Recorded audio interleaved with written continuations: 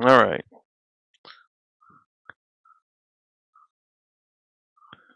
So, as usual, for this channel, anyways, I'm your host, Old Mage Guy, and of course, it wants to pop up stream elements going, "Hey, this is what's going on." Of course, that's what's going on. That's what I set up. So, yeah, there is a lot to cover.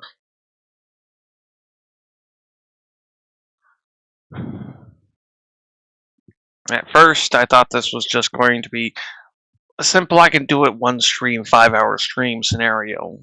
I got this, we're good. It's not. It's going to be a continuing stream series, and there's not much I can do about it. It's kind of a big deal. It kind of needs to be talked about.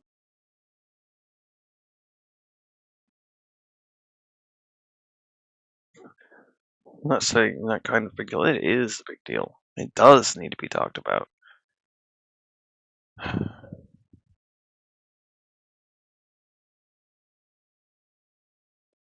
For those who watch these videos, because this does become a video, it's on YouTube, or these streams,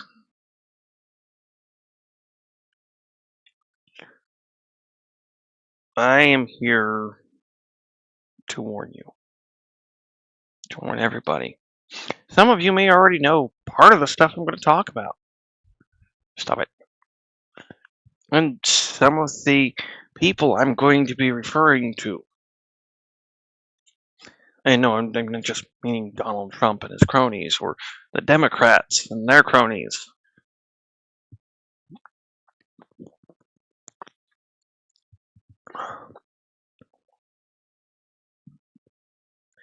And I will do everything I can to be kind, respectful, and bipartisan to everyone who comes into this video/stream series and has questions. Because that's kind of the point. Kind of the reason I'm here and doing this is so that way people can ask questions. Especially those who support Trump still.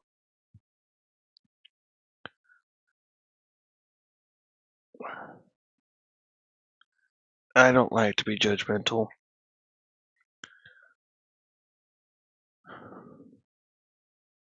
I don't like to look poorly on people.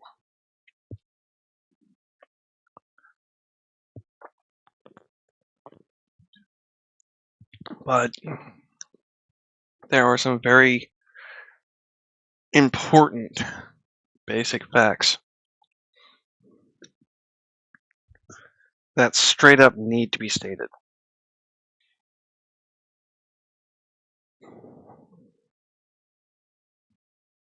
And you're not just going to be hearing from me, you're going to be hearing from professionals in almost every field. This is not about, honestly, not about being political. I know I'm sitting here in the political channel for Twitch right now. But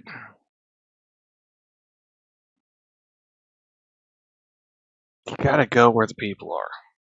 And right now, supposedly there's not too many people over here, but people that are over here for this reason. They're over here for politics or stuff involving politics, and technically this involves politics. Though it's not politics. And that may be a little bit more difficult for me to prove to you guys, but it is what it is. I'm going to do what I can. I'm going to answer your questions and, well, show you what I've seen and what I know.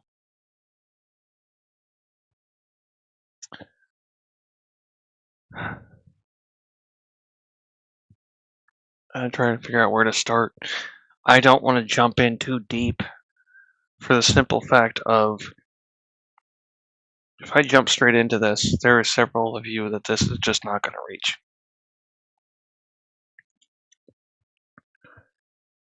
Because several of you actually need to know, as in within yourself, you need to feel comfortable and understand that I'm not coming from a place of right, left, conservative, what's that word? Progressive. It's not about that. As a matter of fact,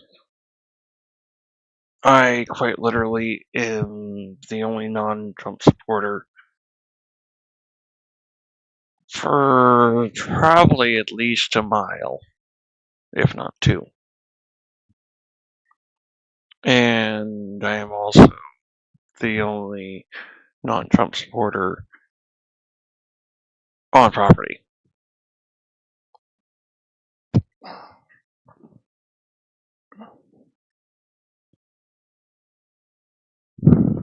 And a lot of you are going to go, what the hell? Why the hell are you talking about Trump? Just gonna slander him and shit. If you take the information I give you and look at it as slander, look at it as somebody who doesn't know their shit, somebody who is talking out his ass.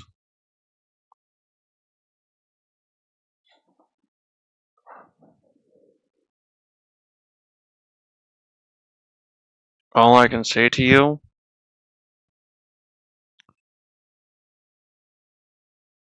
is shit. What can I legitimately say to you? If that's what you want to take the information I give you as. I don't even know.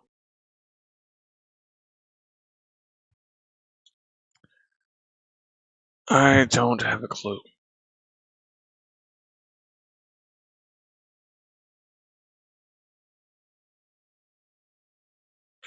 I come to you as an equal, not a greater. Hell, you could even call me a lesser, because I am disabled. I am neurodivergent. But that in of itself, that neurodivergence, makes me more resilient to what's going on. And that's scientifically placed, not opinion based.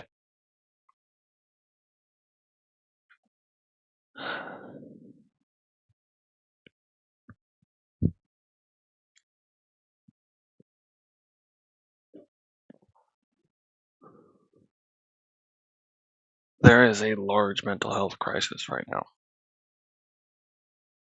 And it's not a mental health problem anymore. It is quite literally a crisis. But it's not quite how some people think.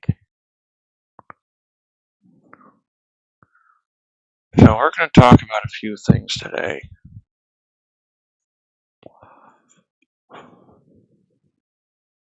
One of them's going to be TDS, Trump Derangement Syndrome. Some of you might know this network, minus Touch Network. You want facts-based news that quite literally is facts. They will give you exactly what they're talking about. They can show it to you.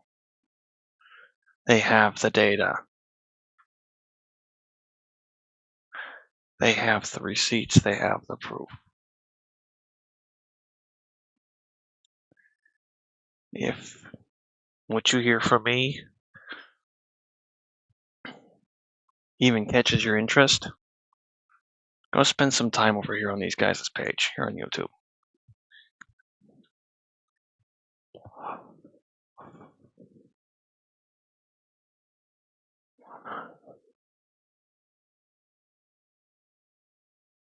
Trying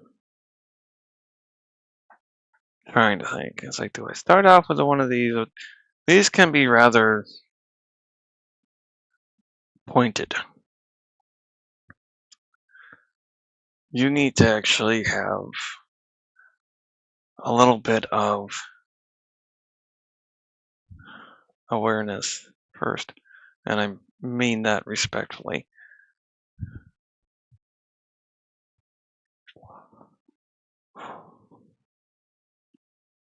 World Mental Health Coalition. These folks are professionals. Professionals in their fields. And there's no two ways about that one.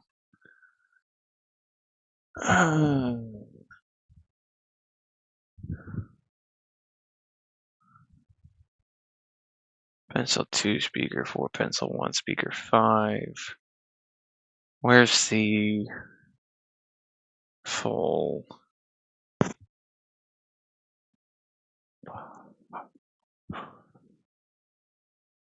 I mean, honestly, this is going to give you guys just straight data. Well, not straight data, but damn near it.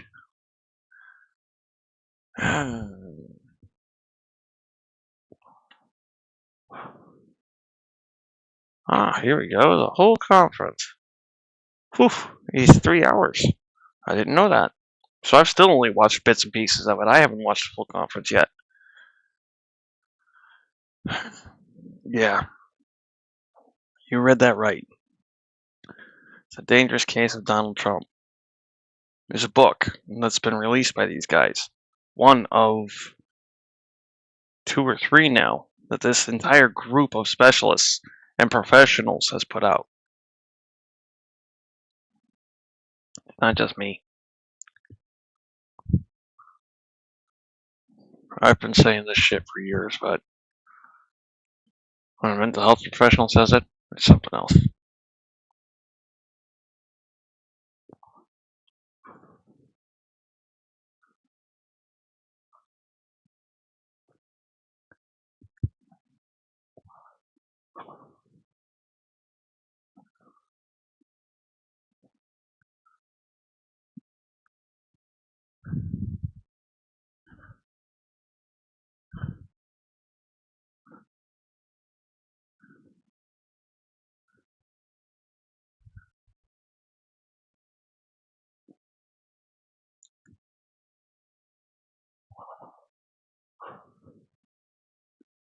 Very much he has.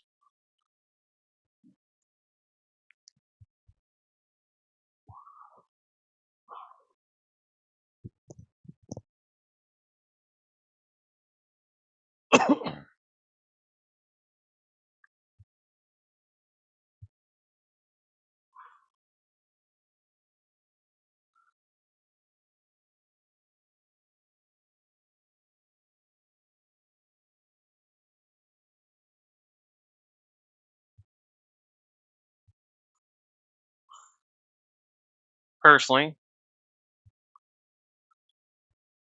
I would like to get my hands on this book, and I think I'm being an idiot. Yep. So you guys didn't hear that at all. That's okay. I'm going to be able to hear it now. I'll back it up. Mic check 1, 2. Yep, okay.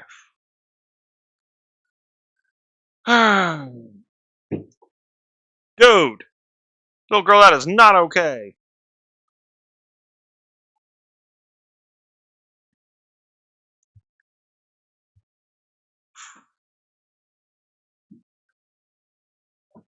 What did I tell you two about doing that up there? That's a no-no. Gonna break shit.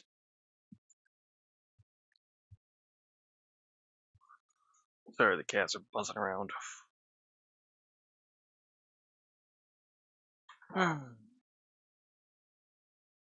Little Esper! You see this, little girl? You see that laptop? You break it, it's your butt. You throw it in the litter box, it's your butt too.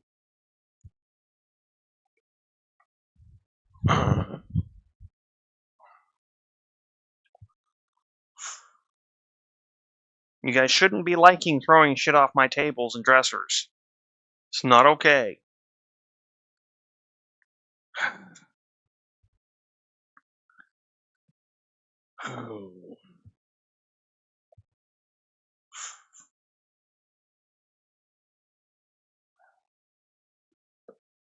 Oh, monsters.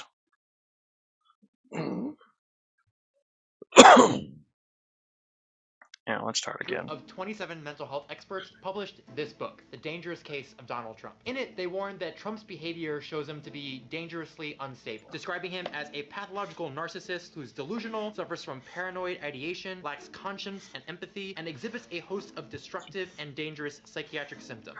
Yeah, it's rough. 2 months after its publishing, the book's editor met with 12 U.S. senators to talk about Trump's mental fitness. That editor's name? It's Dr. Bandy Lee. I am a forensic psychiatrist at Yale School of Medicine and an internationally recognized expert on violence. Since the book came out, Dr. Lee has become kind of the face of mental health experts warning about Trump. She has. We express our consensus view that Mr. Trump is a danger to national and international security. Some of the psychological signs are impulsivity, recklessness, paranoid reactions, having a loose grip on reality, lacking empathy, having rage reactions. All of these are highly associated with violence.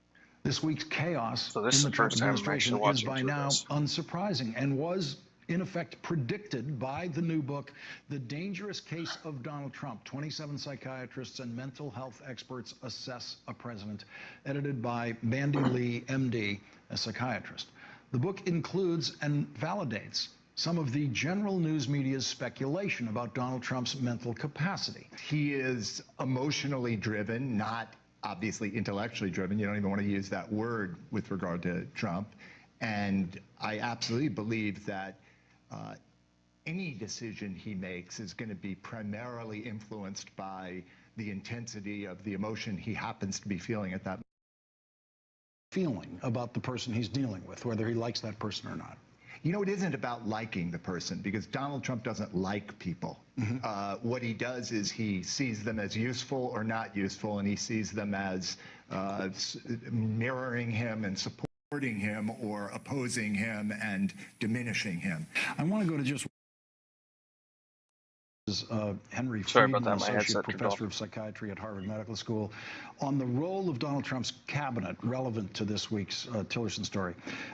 He says, a paranoid, hypersensitive, grandiose, ill-informed leader such as Donald Trump, who has surrounded himself with a cabinet and set of advisors who either are unable to bring him out of his paranoid suspicions and insistencies, or worse, identify with his positions, represents a multi-dimensional threat to our country and the world. And Dr. Lee, when a psychiatrist sees this that way, that's the definition of the duty to warn.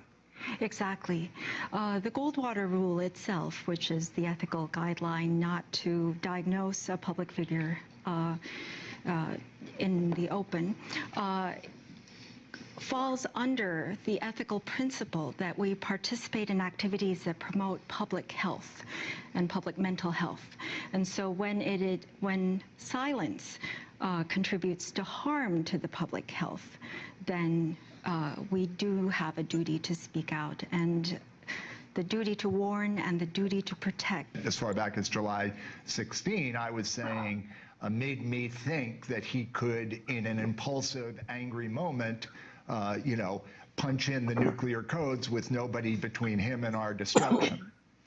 Dr. Bandy Lee and Tony Schwartz, thank you very much for joining us. The book is The Dangerous Case of Donald Trump, and this is an historic work in the history of American psychiatry. A bill on Capitol Hill that could start a formal process to evaluate any president's mental fitness is getting more interest, with 56 co-sponsors, all Democrats. The Democrat who introduced the bill joins me now, Congressman Jamie Raskin of Maryland. Congressman, thanks so much for being here. You and several of your Democratic House colleagues met with a psychiatry professor from Yale, Dr. Bandy Lee. She told CNN today, quote, as the president is unraveling, he seems to be losing his grip on reality and reverting to conspiracy theories. There are signs that he is going into attack mode when he is under stress. That means he has the potential to become impulsive and very volatile, unquote. Did she say that to the assembled congresspeople? Well, I think that Dr. Lee and other psychiatrists who've been up to meet with members of Congress have been predicting increasingly delusional and paranoid behavior on the part of the president. Of course, we're not mental health professionals, we're not psychiatrists, that's not our role, but we do have a very defined and important role under the 25th Amendment to the Constitution, which is to set up a body that could act with the vice president in the event of an emergency when. Now, I want to remind everybody, these news clips are being played at the Mental Health Coalition Conference. These news clips are part of their presentation. This isn't just them playing them for shits and giggles. It's not just a total diss and grovel on Trump. There's something here, and it's not only been pointed out and seen, but it's been known for a while, and they've been trying to say something. When the president becomes unable for mental or physical reasons to successfully discharge the powers and duties of office. Sure. So the bill just sets up the body that would be able to go to work if there were a real crisis. But I guess one of the concerns would be a lot of these mental health experts, and we've seen them weighing in the New York Times and on cable TV and elsewhere. There was something set up in the mental health community called the Goldwater Rule, deeming it unethical for any mental health professional to give a professional opinion on a public figure who he or she did not personally evaluate. How could she say such a thing without examining the president? Well, they're not violating the Goldwater Rule, which is incorporated into a lot of state bodies of law governing mental health practitioners, because they're not making a specific diagnosis under the DSM of the president. As I understand what they're doing, they're acting the way that any citizen has a right to act under the First Amendment, to say that they think that the president is dangerous and unable to successfully meet the powers and duties of office. And that's the constitutional standard. Well, that's a terrible lack of empathy. It shows, as in the most recent instance in Puerto Rico, a complete incapacity to feel what they're feeling and to protect them in the way that our government is supposed to. Let me add one more. How about the inability to ever admit you were wrong, even if you have changed the position? What does that indicate? Well, profound denial, a rigidity, a kind of preference for one's self-importance and delusions of one's perfection over the reality. You know, on the radio, many of our callers ask the question or posit the notion that Donald Trump is mentally ill. You assert that that's not the right question. That's not the relevant. Why is that not the right question? Well, there are a number of reasons. One, being mentally ill is not a disqualification for high office. Just think about Abraham Lincoln and Winston suffered from Churchill. depression. Exactly. Great leaders. Second of all, having a mental illness isn't what we're talking about. We're talking about functional impairment. Somebody who can't process information, who can't make subtle, nuanced discriminations, who can't consult other people, but who gets overwhelmed by his own personal insecurity and urgency and has to lash out impulsively and vindictively. Are you just this? So, let me make that clear to you guys. Once again, a mental health issue does not disqualify you from running for office. You could have PTSD, anxiety issues, depression, several other issues. Like, hell, you could be autistic like I am. It doesn't disqualify you. It's whether or not you're capable of physically doing these things. And that is the basis they're going off of here. Not that he's mentally ill. And that does need to be stated multiple times over. Because they're not attacking Donald Trump. They're quite straight up telling you this is the observed behavior. This is a visible, observable pattern.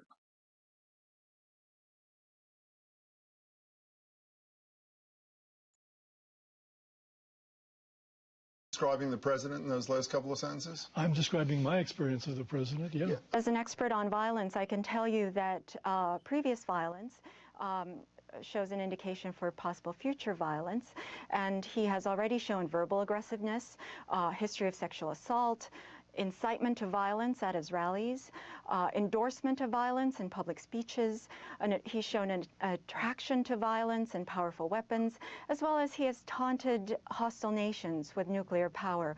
All these things are signs of danger. It's really an unprecedented event that such a large number of mental health professionals have come forth about their concerns about any president. The group that you're a part of, the psychiatric group, you're a contributor to a book called The Dangerous Case of Donald Trump. What are some of the key concerns about Trump that you and your colleagues raise? Well, I wrote a letter together with Judith Herman to the New York Times in which we raised two issues. One was his relation to reality, which is I would say solipsistic and untenable and very dangerous to everyone. What do you mean solipsistic? Solipsistic from within the self. In other words, he only sees the world from within his sense of self. He can't have empathy for others. He can't really think into the future, the consequences of his actions, because he's totally preoccupied with the immediate event and how he can deal with it or manipulate it as emerging through the perception on the part of his sense of self. That's very extreme. People who are psychotic behave that way, and yet for the most part, Trump is not psychotic. That combination makes him really dangerous. CNN political analyst Carl Bernstein, the Pulitzer Prize-winning investigative journalist who helped break the Watergate story, is here with me. It is so good to have you back. Be with you. Just even listening to the vice president struggling there, right, in responding to what the president had said last week. The president up tonight, you know, in the midst of this credibility crisis. What do you think? His whole presidency is a credibility crisis because he traffics in misinformation, lying, and disinformation. And that is the hallmark of this presidency, and it's increasingly why Republicans, not just Democrats, are losing confidence in the President of the United States and wonder how long this kind of lying can go on to the American people. There's never been anything like this. He has flirted recently publicly about declaring a national emergency. Do you think he goes there tonight? I wouldn't predict anything Donald Trump does or doesn't do, but I think we need to identify the real national emergency in this country, and that is the question of the of whether or not Donald Trump is fit to be the president of the United States. And increasingly, we are hearing from Republicans, Democrats, journalists, citizens, on the basis of real hard information, why it may be that a consensus is developing that Donald Trump is unfit to be president. So this is from back when he was president. Because of his actions in obstructing justice, because of what we just saw in Syria, because of his ignorance on foreign policy, because of his putting his self-interest and that of his family ahead of the national interest. But above all, the lying. This is, we've never been confronted with this kind of consistent dishonesty. Nixon was a criminal president. We've never been confronted with this kind of consistent dishonesty in terms of the president projecting a public debate that is based from the beginning of his presidency through today. Look, indeed, what he's tried to do, the pretzel he got himself into trying to explain the Russians in Afghanistan with no understanding of the history of his own time, and hasn't bothered to do the work. Pulling what I would hope it was going to do. So we will definitely pass that one up now.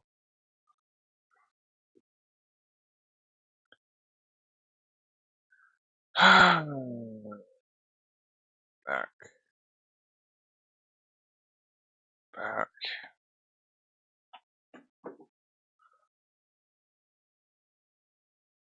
Oh wait. Oh, they want my channel.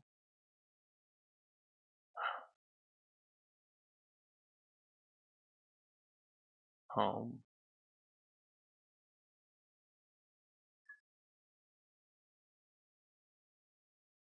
Young man, hush.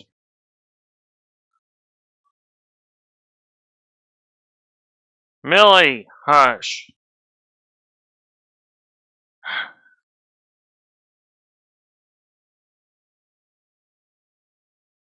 Where is it? So much different than the phone. Ah.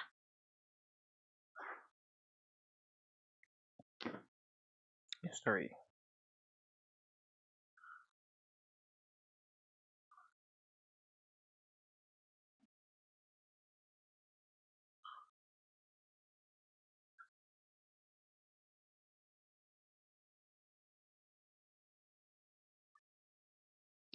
Millie, hush. Oh my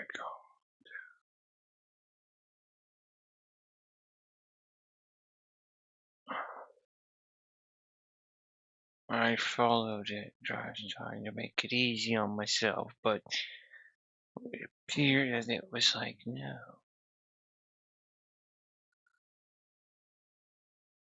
Yes, I can go through quite a bit. Much later.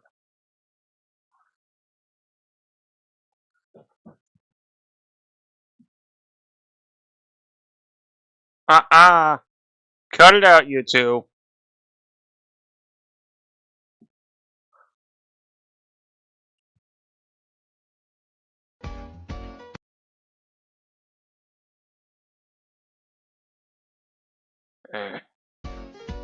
Damn ads.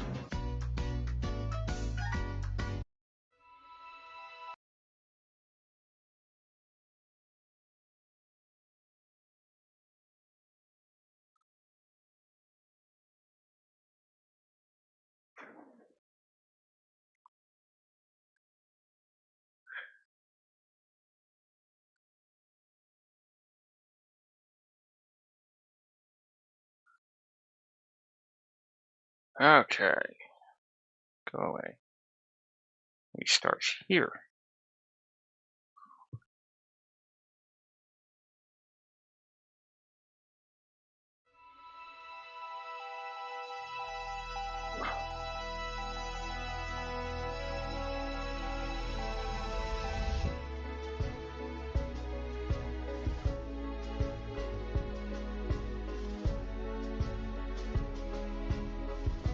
Oh. I'm gonna get in trouble for music. 18, 2024. Oh well. I'm Anthony Davis. Welcome to the Weekend Show, where we make the time to consider the news of the week. You can support my work and independent journalism at patreon.com/5minutenews. Our guest today is a physician, a forensic and social psychiatrist, and a world expert on violence, and is currently president of the World Mental Health Coalition. She became known to the public as the editor of the New York Times bestseller, The Dangerous Case of Donald Trump. 37 psychiatrists and mental health experts assess a president. She predicted that the Trump presidency would not end with the 2020 election and warned of the violence that was to come. Dr. Bandy Lee, welcome back to The Weekend Show. Thank you for having me back. So we have so much to talk about. The political landscape has changed unrecognizably just in the last month, with Joe Biden stepping aside and endorsing his vice president, Kamala Harris, for president. Donald Trump did not like that. He didn't see it coming. He planned to kind of pit against Joe Biden, who he thought was an easy person to win against. Now Trump is the oldest candidate in the race, and Kamala Harris's polls are shooting up every single week. Again, not something that the narcissistic personality of Donald Trump takes very kindly to. So I want to talk about how his kind of mental health has evolved during this period. But first, I just want to hear from you, just your reaction to the current Donald Trump, the one that we're getting. So I think we're probably going to go through this episode and then call it for the night. I will definitely be going through the rest of the episodes with Dr. Bandy Lee. She goes over quite a few good points. There's some of them I haven't heard yet, but we're going to go through this episode for now. It's in, as you can see, an hour, 21 minutes. And I will be giving a little bit of commentary as we go. Again, I am not a mental health professional. I am what would be called an armchair psychologist. So I've done studying on my own outside of the schooling section. So when I was able to hear mental health professionals such as Dr. Bandy Lee say the same things I've been saying for a while, I knew it was time I needed to start speaking up too. Getting since the race changed. Oh, come on. Damn YouTube. Yes, I think the contrast is quite remarkable in that, well, I've commonly, I was asked about Joe Biden's mental health, and I continued to try to divert the attention back to Donald Trump because he was the one who was deflecting and projecting his own problems onto Biden. And unfortunately, by the time he was running for office again, he had carried on too much of that projection, with the public not quite understanding that it is indeed exaggerated projection of Donald Trump's own impairments. But now we see the contrast. Biden, as any fit person would do, was able to concede. He was flexible enough to remove himself, although it was not something he wanted to do, obviously. And the Democratic Party itself was able to change gears onto a new candidate who, in historically unprecedented ways politically, and all these are signs of health, the flexibility, resilience, and ability to meet the needs of the time, no matter how radical or how dramatic a change it calls for.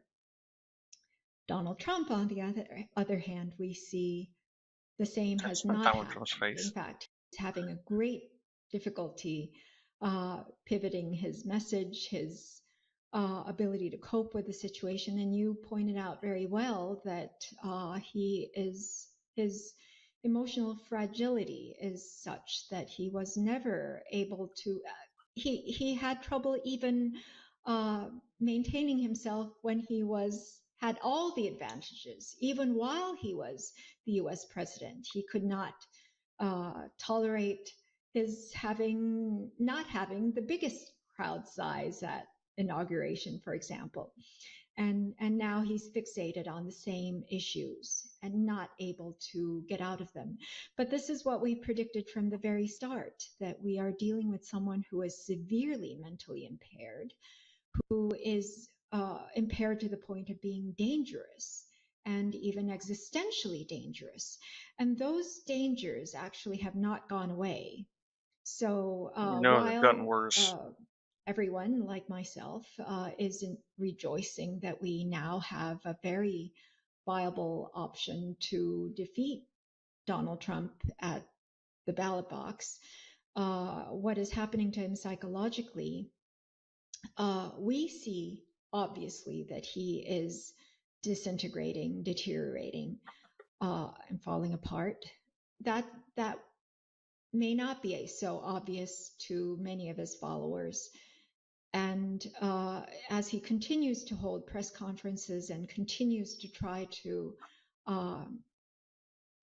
survive this moment, he may very well recapture the public again. And that's what I describe as Trump contagion. So the advance of the Trump contagion should not exceed what is unraveling before our eyes in terms of his mental health, as well as the healthy responses on the part of his opponent.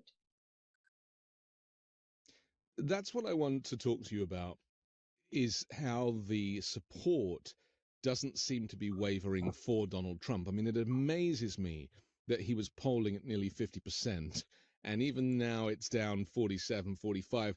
But that's not the point. That's still 45% potentially of the electorate that thinks that despite all of the insanity, all of the racism and the bigotry and the hatred and the negativity and obviously the lies, that he's still their man. And obviously that says quite a lot about America, but what does it say about the Trump contagion syndrome, this notion that once people are in the cult of Trump, that whatever he does, their support will be unwavering? So my fear is that now that we have a very viable candidate who has not been the depository of so much projection and manipulation on the part of Donald Trump, that we're starting anew and we have renewed hope. But what we do not recognize is that we cannot deal with this situation as an ordinary presidential campaign. No, as long as we have mental pathology in politics, which is how I've been describing fascism, because it's not really a political ideology. No, in it's fact, not. it's something that follows along the principles of psychiatry that psychiatrists like myself and other mental health experts deal with on an everyday basis in our practice.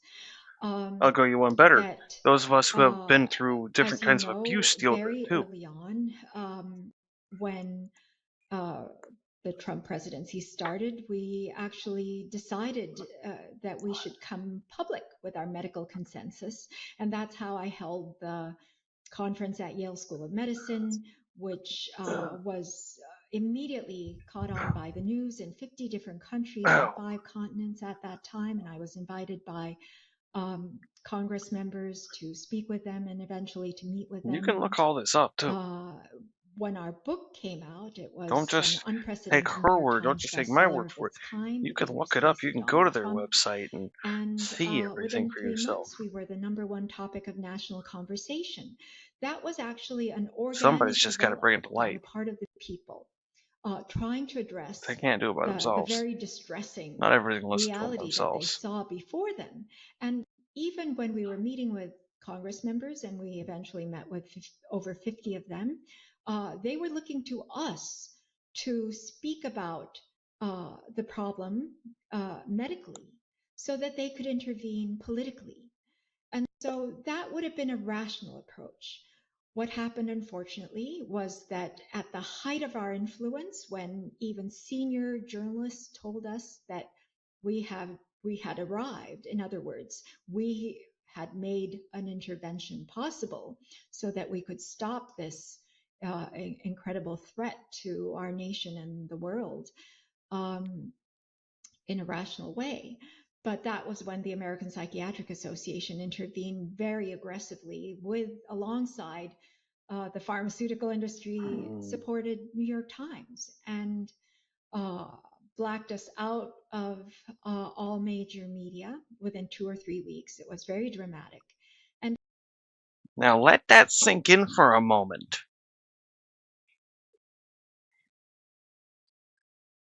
During Trump's presidency and the beginning of Trump's presidency, a ton of mental health professionals were trying to speak out, but were silenced.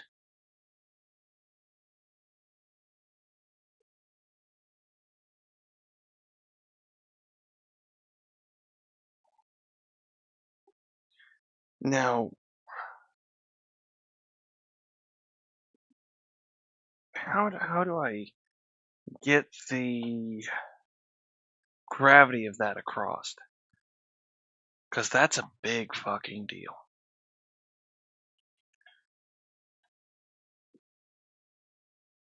That would be like a bridge that to any engineer is dangerous and horribly flawed.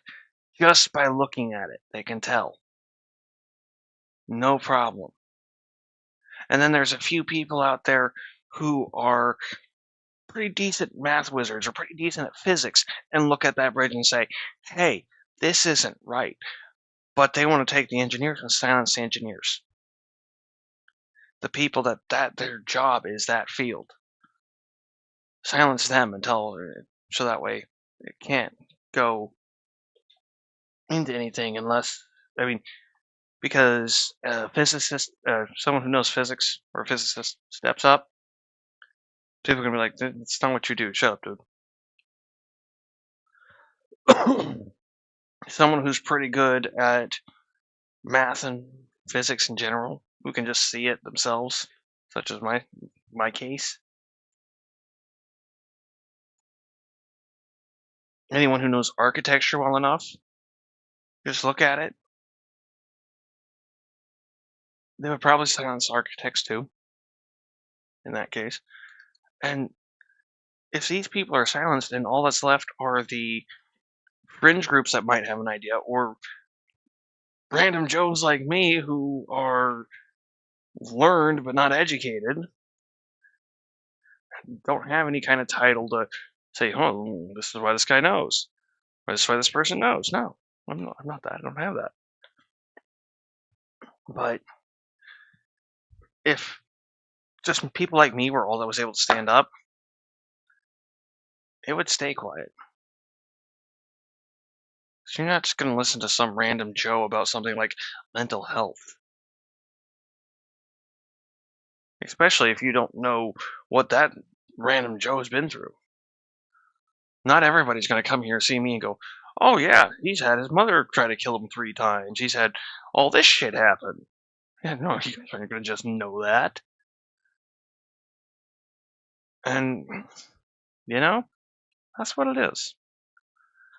So, to have the professionals stand up and say something, or have them silenced when it's important, is a big deal.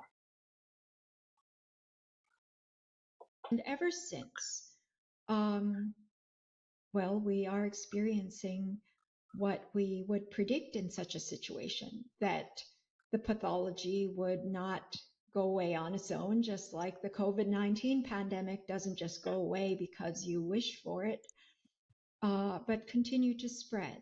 And I've been trying to describe that as from contagion, because we often think of ourselves as being isolated individuals, especially in terms of mental health, but in fact, we're highly interconnected, and symptoms do spread. Social media studies have shown that negative emotions spread more quickly than positive ones. Well, delusions spread more quickly than ordinary thought, and severe symptoms spread much more rapidly. And so, so what we're dealing with now is not a simple political phenomenon, and we've made the error again and again of trying to deal with it as such. I'm afraid we're still not prepared, and this election will be a really critical one. And for that reason, we're trying to make up for the vacuum of mental health expertise, in that Oh God. we're planning on a major all-day conference at the National Press Club. We've gotten a small amount of donation to be able to begin the project, but we'll need a lot more funding. We're in the midst of doing fundraising, but if it were to go major, we'd like to feature, as we did in our last major conference there in the year before the 2020 election, we featured 13 experts from all different fields. They were top experts in the country coming together with mental health experts to say that the dangerous state of the world requires fit leadership, and that that conference was considered important enough to be covered by C-SPAN of all the 3 hours. We'd like to put together something like that again, and that is... For those of you who don't realize, for those of you who are, and I mean this with respect, a little bit more country bumpkin, kind of like I used to be. C-SPAN, if you don't know, is an international news. Not controlled by anyone here. C-SPAN is... it's where the world gets their news about us.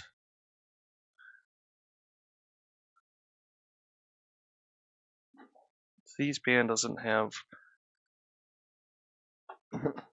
someone to sit there and go, oh, I'm on this side. C-SPAN is quite literally not part of American politics.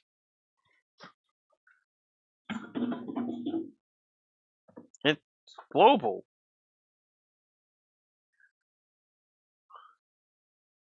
I mean, everybody goes and looks at the stock market. It's C-SPAN. It's economy shit. It's stuff so important that everybody needs to know.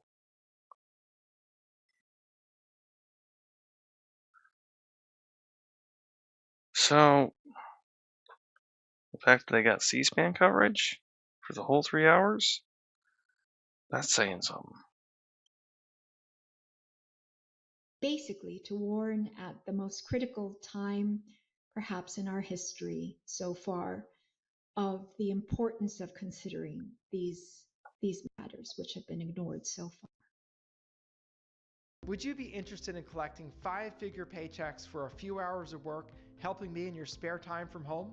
No, I would rather not help you in my spare time from home. There has been a little I bit would rather of a do this. shift in terms of It's the more enjoyable. media's understanding of his mental health political. condition.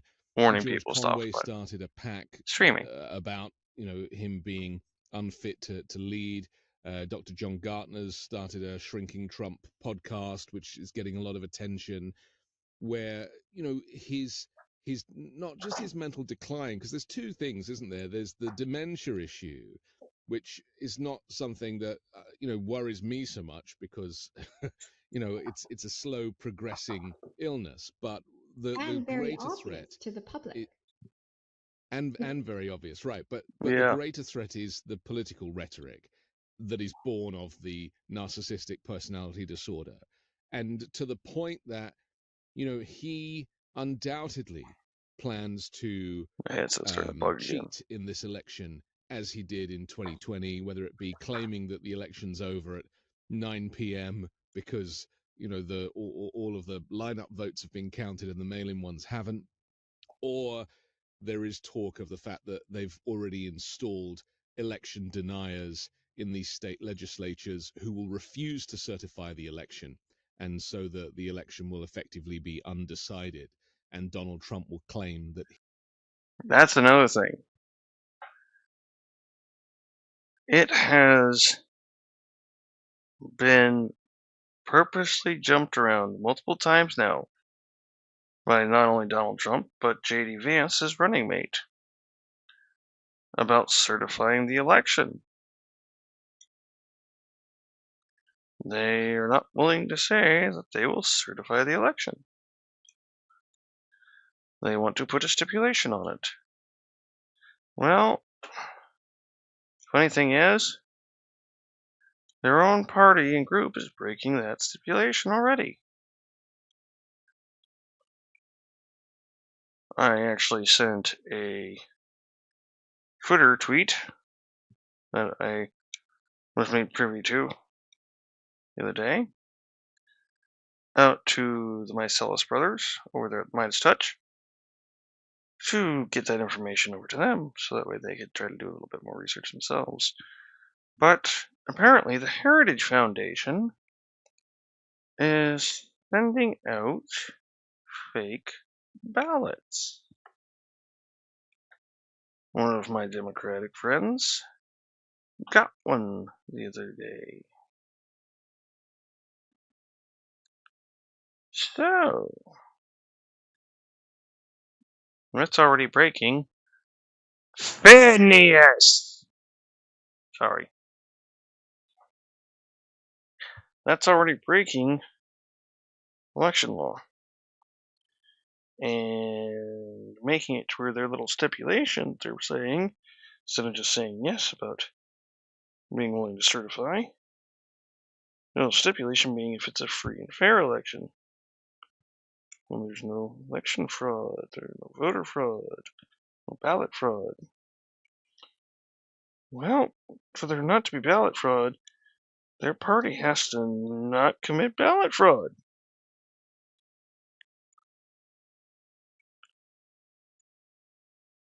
which would mean not sending out fake ballots.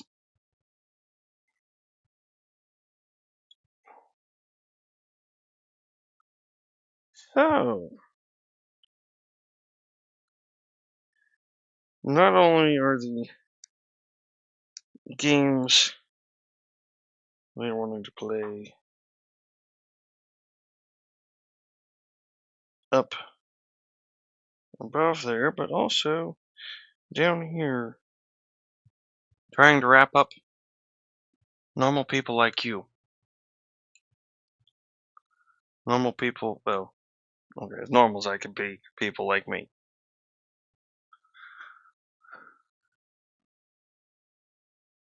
Millie, enough. Move, then.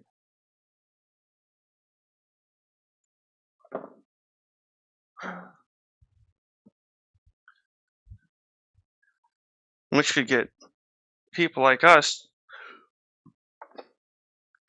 in federal trouble.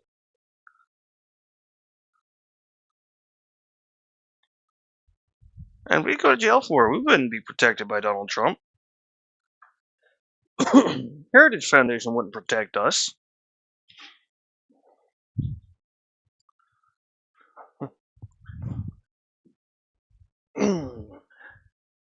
I will resist breaking into that song. That's to be saved. Continue on. He is the winner. Obviously, the media is keeping an eye on that. I'm slightly concerned that we don't have enough systems, checks and balances in place to protect us from that.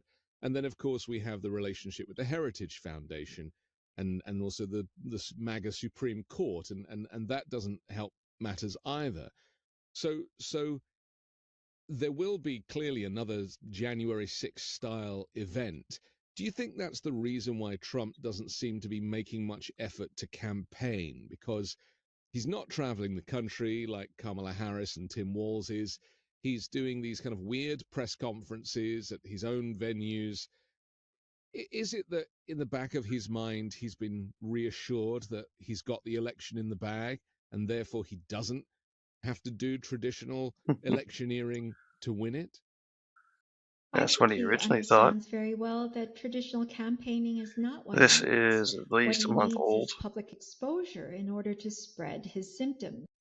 That's what he has survived on and what his popularity has risen on, and how he has also manipulated the media in ways where it used to be that propaganda channels would shape people's thoughts, but now he has the media following him because they have figured out that his spread of symptoms is far more catching in ways that will boost ratings and bring revenue in ways that nothing else they have seen can. And so he is, I believe, deliberately avoiding venues that Harris and Walz are seeking. I think he had that one rally in the same stadium even that Kamala Harris did hers, and found such a stark comparison, that so much so that he had to come up with even delusional level ideas, such as that her crowds are artificial intelligence generated, that his crowds were 30 times larger, that he He's had a not bigger making this crowd up. than Martin Luther King Jr. That kind of thinking shows his fragility, but it also shows that his survival mechanism will be kicking in.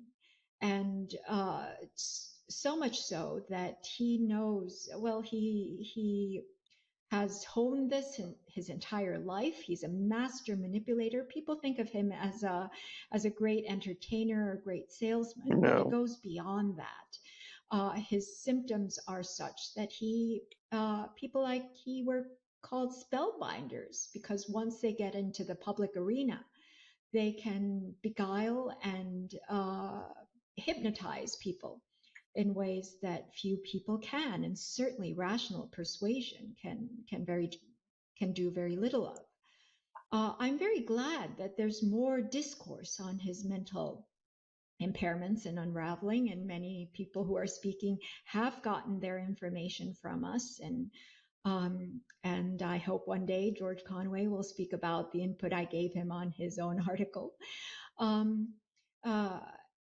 But people, we also need to deal with it in a sober way that will truly put in safeguards and give us an understanding of what we are dealing with. I think Conway has been focusing on provoking Trump and getting him to show his symptoms for others to see, which is also a good method.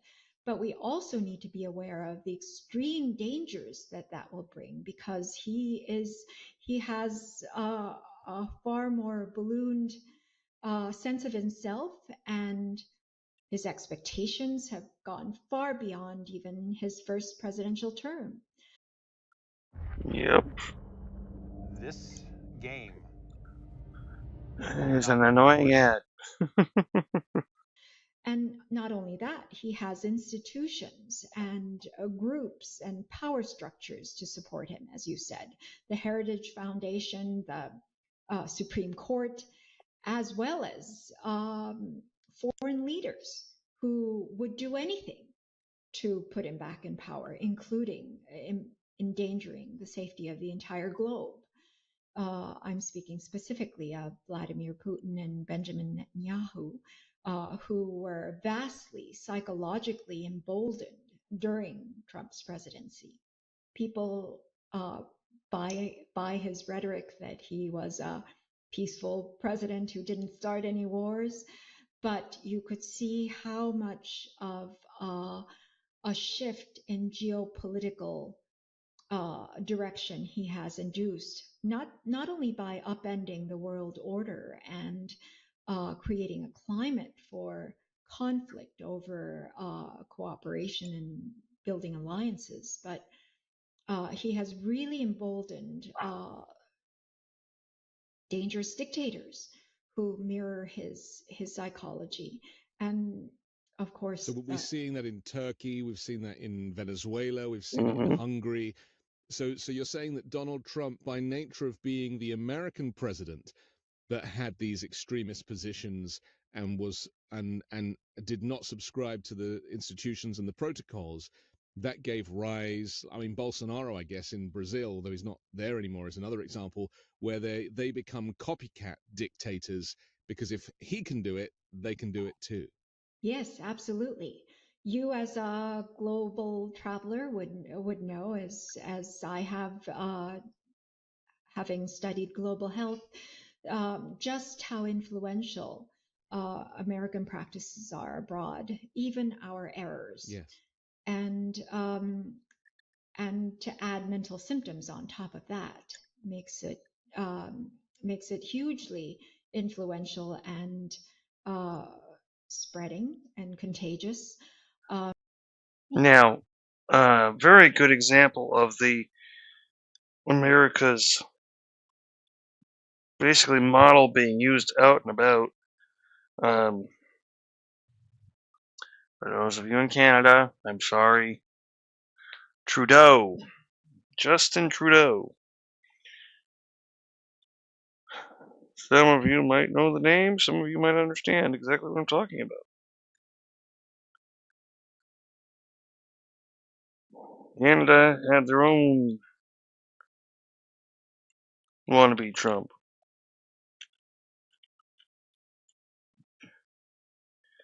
But Canada don't fuck around.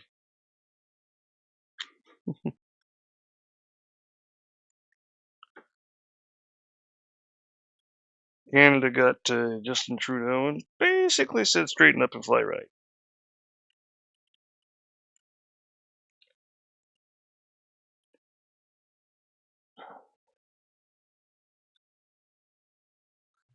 Oof.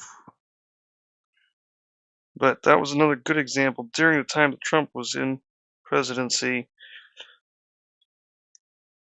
Trudeau did a lot of the same things, a lot of the same issues,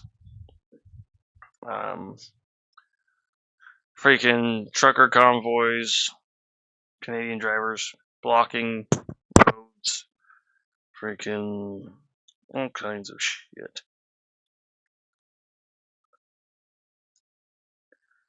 But let's get back to the video. And we see it not only in foreign leaders, but also in domestic leaders and politicians and local governments, how much of a cultural shift he On has DeSantis, Mature Green. Haunted by Yeah. a concept Greeny. dying to make? Whether it's a pitch for a chilling Mature film or a Taylor story Green. that won't let you sleep, try I don't LTX think I said it Studio right still. storyboarding features like style change, keyframe control. And interestingly, once these dictators become criminalized, or the threat of criminality, so Netanyahu with his corruption trials is an example. Berlusconi in Italy was another one, who, when they are fighting the judiciary, their politics becomes more extreme. Yep. And their rhetoric becomes more extreme. And with Donald Trump, with his 34 felony counts, the sexual abuse, not to mention the trials that haven't even come to bear yet. I mean, he is having to ramp up the rhetoric, mainly because he knows that if he doesn't win the presidency, he's going to go to jail. Mm-hmm. That's right. So he's vying not just for the presidency, but trying to keep himself out of prison. And we underestimate him if we do not stretch our imagination to consider all the possible actions that he could take, and he would stop at nothing. In fact, because he was not held accountable for the first attempt to overturn the government, the second time will be far bolder and better planned, especially with those who are helping him. He has vast. Now, that plan is actually visible and able for anybody and everybody to read. That plan is Project 2025. Or, as Trump is trying to rebrand it, Agenda 47. Now, Trump has tried to move himself away from it multiple times, but if you read that, it's tit for tat exactly what he's saying. It's not, oh, this could be construed this way. No, that is literally what is there. These people aren't just saying that he's going to do these things because saying he's going to do them. He's actually got it written out, moving people in place, following through with quite literally plans to end this democracy.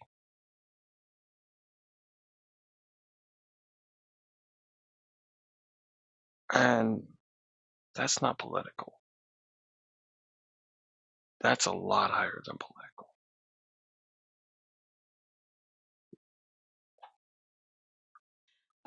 Groups, oligarchs, power structures supporting him, not because they like him, but because he is useful to them for his mental impairments. It's so interesting. Okay, I want to talk about his attempted assassination next and how that might have affected him, if at all, interestingly. There have been 2 so far. Attempted assassinations. For those who do not know. One, the second attempted assassination, dude didn't even get line of sight on Trump. What? Good. Secret Service was doing their job and did their job well, even though Trump completely ignored all protocol and straight up instruction and information from the Secret Service. And still decided to go to his golf course and golf anyhow, even though it was notoriously unsafe. Making Secret Service have to get more people.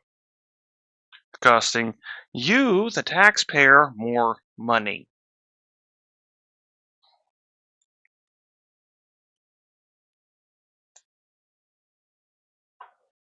We'll do that next here on The Weekend Show.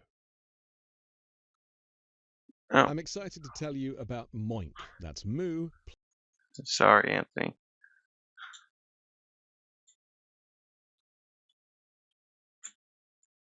Box.com/weekend. That's moinkbox.com/weekend. For a real ad. Or a non them done ad. We're back with Dr. Bandy Lee here on The Weekend Show. I'm Anthony Davis.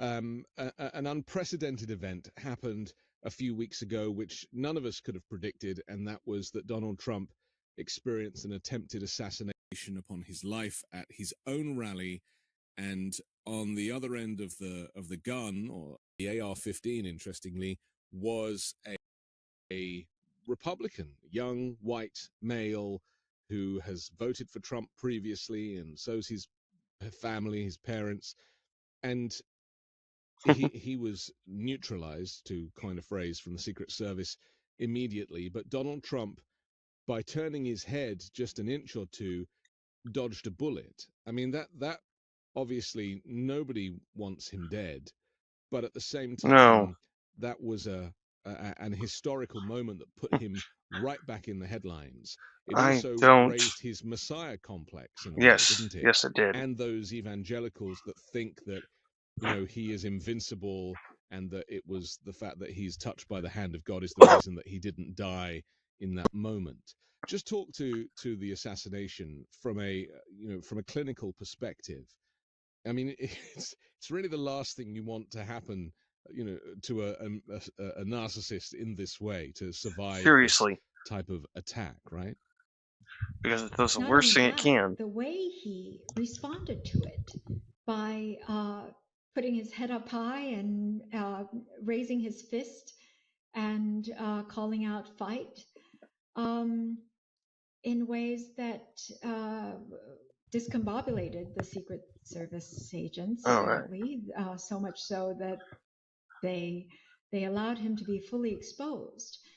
But that comes to show how great this need for external validation is, that even in a moment where he could have almost died, I'll be taking the mic out with me. Such a psychological still listening to comment. That would have going to go smoke. Feared for his life above all else at that time, as a normal person would do, but rather he was fearful that he would appear weak, which is why he went for his psychic survival above his physical survival. So that was one of the things that was remarkable to me. And of course, he immediately tried to state it in an understated way, but it was very obvious he was saying that he is somehow God ordained and chosen to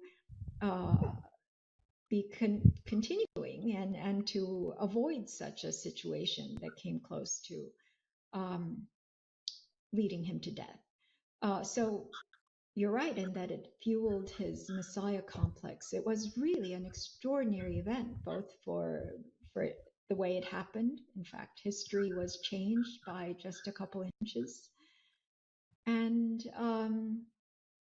was very much on the way to creating a Messiah. The Supreme Court made him a king. The assassination attempt made him a Messiah, and it would have What's so interesting, though, is that he is a coward, right? He's clearly always been a coward, dating back to bone spurs and everything else. But this event kind of gave the impression that he was the opposite of cowardly, and that's how he sold it to his supporters and followers.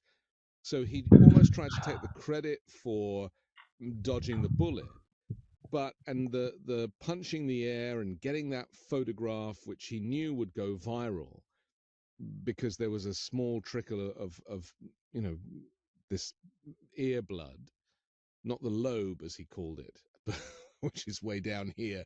He took no interest in the anatomy, but just in that moment, it ricocheted around the world, and he knew that. He knew it as he was doing it, so much so that he put his own Secret Service people at risk, put their lives at risk by delaying his exit from the stage. And as we've seen from previous assassination attempts, the Secret Service would remove the target immediately, and he wouldn't go. And that in itself, to me, was a display of how dangerous he is. The fact that he was happy for 6 or 7 or 8 other humans to take a bullet on his behalf. Yes, absolutely. It's very much in the manner that he tried to show he was brave against COVID. And look at how I survived it. Don't let it, yes, don't be fearful of it. Despite the hundreds of thousands of people he would be imperiling. And that appears extraordinarily brave because ordinary people are not capable of that kind of defiance. But it actually comes from his pathology, once again, that he is not so tethered to reality, that he does not truly consider the dangers. He does not believe they apply to him. And rather, what is important to him is what he is able to not only use that occasion to garner support, but to buttress this otherworldly, godly image of himself. And that's sell merchandise as well, of course. Exactly. Yeah. It's a kind of sales pitch. It's his own advertising, which he has honed over the course of his entire life to compensate for the deficiencies. God damn it! What we don't recognize Shithead. is that sometimes mental impairments can manifest in masterful manipulation. Well, I've got a stream going. I'm actually still live. Out of this hunger for external, not only validation, That's being a bitch, though. Deception and a grandiose delusion of oneself that one wishes to cultivate, not just for oneself but for one's audience. That can manifest in this kind of image. So that is why I feel that the expertise of mental health professionals was so critical from early on to point out that the most dangerous disorders are not so obvious. No, they're not. Are not what we typically think of as a dangerous individual. For example, I've dealt with many violent offenders, and they actually present in very similar ways. They would not think twice about risking their lives just to get back at an insult, or to spend the rest of one's life in prison because they couldn't hold back the anger and desire for revenge in that moment. But they shrink like a 2-year-old when they see the needle. That's so interesting. Do you remember the phone call that was leaked the night of the assassination attempt, where he called RFK Jr. and he sounded thrilled to have been shot at. His voice was energized. He was like, yeah, it was crazy. I mean, the bullet came at me and I just turned my head, and he was talking in a way that he was boasting about it. Completely different to the very next day, which was the RNC convention, where he spoke over this somber music and said, I shouldn't be here, and they tried to take me. Proof that it's all performative. But, Trump was just talking about it just sounding like a large mosquito by his ear. And then, of course, we had the whole fake bandage situation where he didn't have a bandage on playing golf, then he's at the RNC with this huge bandage on so that everybody can see it. I mean, this is, for anyone who's interested in his pathology, this is a minefield of material, isn't it? Yes, because it's all about image, and all that matters is the image he projects. I see it with violent offenders all the time. They may fight to their death to guard their honor, they say, but it's really their image. They don't know what honor is. Risk spending the rest of their life in prison and wear it as a badge of honor because they did not allow themselves to be diminished. And they're often developmentally wounded themselves so that they are not to the point where they consider risk to one's life and the ordinary things that adults are concerned about. Any adult who understands what that assassination attempt meant would not have dealt with it the way he had. We would be much more serious about it and sober about it. An exposure report scans the web for companies selling your personal information. You get a report with I can't reach the button to hear this commercial. Posting your info. Exposure reports are free I'm sorry, and guys. available within 24 hours. All you need is an Optry account. I can't make it Here's in how to there in get your time, free though. Exposure report. First, go to Optry.com and click Sign Up. Next, fill out the form to create your free account. Enter your name, email, country, and create a password. Then click Continue. Next, enter your city, state, and birth year. You can also enter your birthday and month and middle name for even more accurate results. Finally, click See Results. Your exposure report is being created and will be emailed to you in 24 hours. The exposure report shows you where your information is being sold online. Contact these companies directly and request removal. Or sign up for a paid plan with Optry and we'll handle the removal process for you.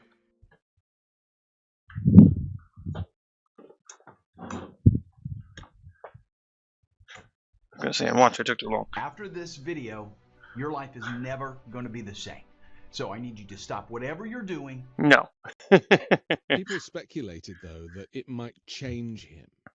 And I know that his kids were being interviewed about it, and the media was saying with a straight face, has it changed him? Trying to talk about Donald Trump like he's neurotypical. And, you know, for those of us who are interested in mental health, neurotypical. No, I mean, and neurodivergent. This has kind you of egged have him on and good put and him bad on on both. Greater pedestal. So, what would you say about the way the media handled the coverage of the assassination attempt? Were you frustrated like I was about their naivety, expecting him to behave like a regular person? Well, it's actually been quite awful and detrimental, in fact, dangerous to the public to be covering him as a normal individual. It's actually worse than no coverage at all. And it has encouraged his wishful desires to project his defenses, which are the opposite of his actual condition, to be taken to be reality. And ever since the New York Times came out and essentially denounced mental health experts as the only experts not allowed to speak on the area of their expertise, that we have been suffering from this problem because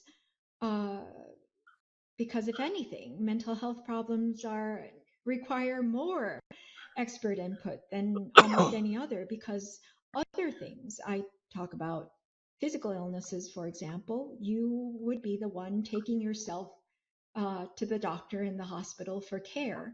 But when you are mentally afflicted, then the very agency that would be able to seek help or find solutions is what is affected. And we're currently still at that state. It's great that mental health is more in the discourse, but I don't see the situation changing with mental health experts being called to major programs, as I was in the beginning. There was almost no major news program I wasn't invited to, cable or network, when we didn't have this inhibition by the APA's disinformation campaign. They should have known that what they did was pull out an obscure Goldwater rule to advance the idea that the conscientious, independent mental health experts who are speaking up were being somehow unethical. But what it failed to mention was that the Goldwater rule itself encourages public education. And the reason for its inclusion in the first place was to highlight our responsibility to the community and our requirement to better public health. And then there's the Geneva Declaration that says that it's an absolute obligation that we speak up against a dangerous regime, having experienced Nazi Germany, and the Geneva Declaration is a modification of the Hippocratic Oath that came out of the Nuremberg trials. But this is America, though, isn't it? And yes. this is what I've come to realize as an immigrant living here, is that America is like a movie that is just permanently playing. People think that it's a film. They don't realize that it's real life. And so there is this aspect of it's like ambulance chasing. It's like the people that drive slowly past an accident just if they can see anything dramatic. Whereas, your heart tells you shouldn't be looking, but your head's like, come on, show me, show me. And I feel that, from living in the US now, as long as I have, that there is this disassociation that goes on with some people where they can read about fascism and they can read about these dictators of history, but they cannot connect it to their modern reality because of American exceptionalism, the fact that we've lived during peacetime in the main, and that the idea that the fall of US democracy is actually a reality. So could you talk to that this notion that and it certainly includes the media, because invariably a lot of the media, they like their jobs, they want to carry on doing their jobs, and they don't want to, in the same way that you were called out as an expert, they don't want to be called out, so they just want to get on with the status quo of just writing these salacious celebrity stories, of which Donald Trump is one. Join large-scale battles with military vehicles. The online action game War Thunder has received a major update, Direct Hit. Joining the battle are machines like the Soviet MiG-27M, American Abrams HC, the Swedish Viggen, and many other new vehicles. Push these modern machines to their limit on the new map Spaceport. Dozens of players participate in a single battle using tanks, planes, and helicopters. Research unique modules, smoke grenades, dynamic defenses, thermal sensors, and much more. Use all the advantages, and if you're skilled enough, finish the battle with a nuclear strike. War Thunder covers the most famous conflicts of the 20th century, from the Second World War to the Cold War, featuring battlegrounds from all over the world, from hot African deserts to the frigid streets of Alaska. Thanks to improved effects, the oceans look even more. Yes, when I'm not sponsored by them. Shut up. Out in the public sphere, we were the #1 topic of national conversation, and I was told that this was not supposed to happen, that they had their narrative, they had their pundits, and they had a kind of storyline that they were supposed to tell, and we were not supposed to simply catapult to public awareness by our expertise alone. And but that precisely points to the problem. Why did the American Psychiatric Association come out with its disinformation campaign? Why did it silence mental health experts at all cost? It had no jurisdiction over anyone other than its members, which is 6% of the mental health professionals, and yet they made the Goldwater rule a household phrase for a while when not even psychiatrists knew about it. We were never trained in it, but we were trained in the duty to warn. For real, they did make that a household phrase for a while.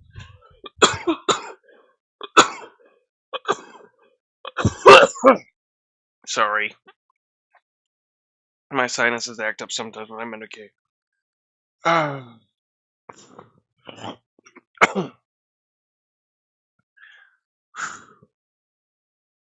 I turn the mic back on? Yes, I did. Okay.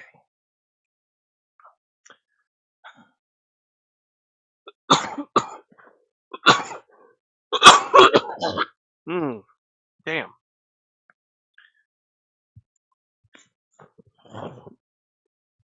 Alright, Bonnie, we can stop. No need to go in overactive sinus mode. No. As you're listening to what's being said, think about it. See how, quite literally, you're being shown these different things. Not just told, but shown some of the actions.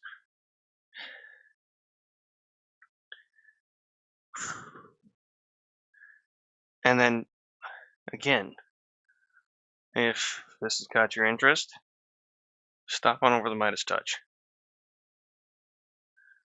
The duty to protect, the requirement to protect potential victims and the public in the case of danger. And why did that kind of matter-of-fact, rational conclusion not take root? And once it was about to, why did they have to root it out at all cost? I was erased from at least a dozen different articles in the New York Times who tried to quote me, and I would be edited out at last minute, sometimes to the surprise of senior reporters. And why did the chief editor of the opinion section try so hard, even accepted a couple of my essays and could not get my opinion published? Why did 70 different invitations by CNN and MSNBC get canceled at last minute? Many of them even recorded but not aired. The latest was NPR, which was very surprising to me, much to the surprise of the host who recorded a segment with me, and one of them was a very popular show. So we know that. Thank goodness for independent media, I was going to say, because indeed. You have found a voice and a platform in independent media. It's clear to the people now that so much of the media, not just the far right media, the Foxes and the Newsmaxes, but even the legacy networks and the corporate media, they are still rooting for Donald Trump for the win, because he represents revenue and profit. And again, this goes back to this being a uniquely American problem, whereby so many decisions are made not from an ethical perspective, but from a profit perspective. And that is why the US has the biggest economy, and that is why, these networks turn the kind of profits that they should, when really the news should not be for profit. And in the countries that do the best coverage, they're not for profit. And so, my issue, and it's connected to my previous question, is this a uniquely American problem? That the truth is irrelevant, the facts are irrelevant, it's more about just, the spotlight. I think it has become a problem of our contemporary times, where even a professional association as the American Psychiatric Association had to go against its own science to promote its disinformation, which brought in huge revenues. They got windfalls of federal funding and obtained a building in the middle of Washington, D.C. under the Trump administration. And it's also happening with universities. Of course, you know what happened in my situation. Many were watching my lawsuit against Yale when I was dismissed because I launched the lawsuit not so much for myself, but to try to find out what had happened so that this doesn't happen to other voices. What we know is that on spurious grounds, in fact, there were so many maneuverings and errors along the way that it was quite obvious that the courts dismissed my case because it had to be dismissed, no matter how little the argument had to do with the issue. A federal court not dealing with the federal issue of free speech. Even Professor Lawrence Tribe was astonished and furious. Well, we see a situation here where not even academics and professors can speak up any longer. There's no protected sphere. So where will we get the truth? And where will we get the information we need to solve the real problems of our day? It appears that we're not able to, even at the peril of our nearly becoming the first species in existence to bring about its own extinction. It is that serious, isn't it? And that's the bit that people can't quite comprehend. Is it because the threat is so great that people don't want to go there? You know, people just don't want to talk about it because it's a subject that it's too abrasive in a way. The idea that one man, in the case of Donald Trump, is capable of so much destruction is so dangerous. And you know, we only, you know, he is with Putin and Kamala Harris is with Zelensky, and that's all you really need to know about this race. And yet people are overlooking all of Putin's crimes. They're overlooking all of the criminality associated with these corrupt nations and these corrupt dictators, because their worship of Donald Trump is such that supporting him is worth it, even if it means the country crashing and burning. People are literally changing their bodies, changing their lives, changing their futures, and we can replicate it. Now that's science. The formula is really about brain coherence. Because they see his power, and his power is the power of mental pathology, the ability to capture mind. That's very addictive to them. Yeah. Yes. And he circumvents rationality. He is able to enlist people to whip up a fervent following in ways that no rational person can. And at the same time, he is highly manipulable for dangerous leaders who have nefarious intents. There's a huge difference between him in the position of the most powerful position in the most powerful nation of the globe versus having a rational person who would not be so manipulable. So my suspicion is that for this election, that there is really no room for complacency. We're absolutely overjoyed, and as I am, that we have a truly viable candidate, but it's not a done deal in the sense that people do not recognize what Donald Trump is further capable of, what institutions and those who are propping him up will not stop at doing, and also our inability to address the issue for what it is. Again, I'm very happy that there's more of a mental health discourse going, but we're not addressing fitness. And the fitness exam that we did that showed him unfit to hold any job, let alone the most difficult and intricate job in existence. And just how serious this is. This was a panel of independent top mental health experts around the country. We've convened another panel to do a pre-sentencing report in which we did our dangerousness risk assessment for Judge Juan Merkin in New York, only because he's the only judge who has gotten that far and has not been blocked. But his sentencing itself has been delayed several months to the point where it will hardly matter for the election. So now it depends on the American people alone. We've been trying to get our message out. That last bit can't be stressed enough. 100%. It's on us.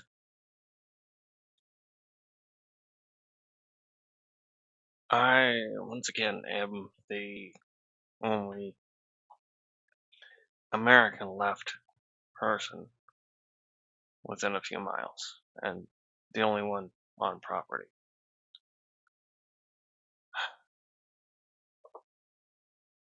And I will be voting. I will be mail-in voting. Thankfully, those that are here don't vote. So they're not adding to the tally against. But it doesn't change the fact that they're still part of it. And I care a lot about these people. Well, I care a lot about mom and dad. And they're sucked in.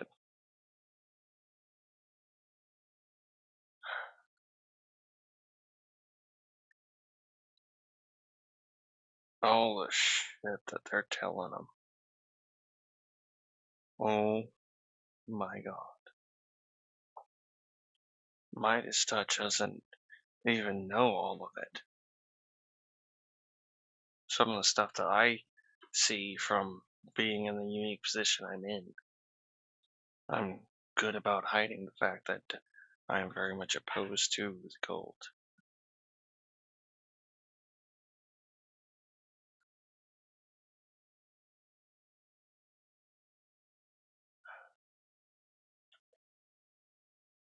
And well, it's not easy, but at the same time, they're good people, so it's easier than it could be.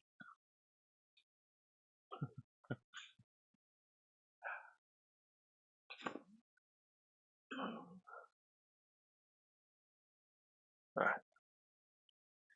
Yeah, so I will be doing a stream series basically talking about what it's like on the outskirts of MAGA daily. I mean, these guys aren't the full-blown sign-toting going to rallies. They're the I'm sitting at home silent majority type. Which probably should be put out there too.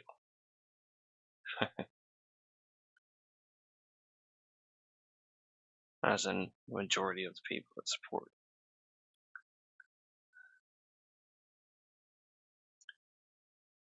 I'm going to start throwing my hat into this stuff a little bit more, bringing y'all a little bit more of this kind of content. Because, yeah, it matters. I'm going to talk about different points where my history with, oddly enough for me to be able to say that, I've never met Donald Trump, but I actually have a tied history to him.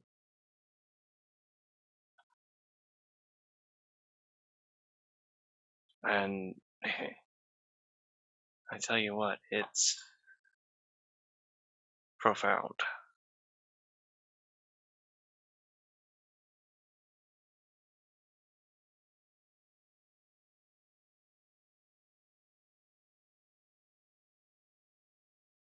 but it's not in a good way. All right, let's finish the rest of this up. But apparently the media are quite aware that we are trying to get our message out and are blocking it, except for when it's entertainment related, or if the person is not a real mental health professional, or even among mental health professionals, those who are more entertainment oriented than truly serious minded. And that concerns me. If that's the only message that can get out, how far can we go? And of course, the public is hungry for it. We know from the fact that just when anyone mentions it, the public is just extremely responsive to that message. And I'm happy for Conway's anti-psychopath PAC. In fact, now there is one fact I need to kind of correct here. Mental health gets mentioned, and I would say 25% of the population cringes and shudders.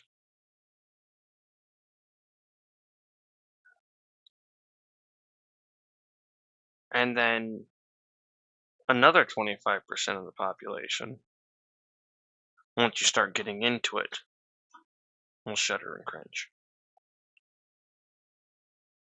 We were able to score Donald Trump on the psychopathy scale in assessing his dangerousness, and it is truly off the charts. Truly the most dangerous individual we could conceive of.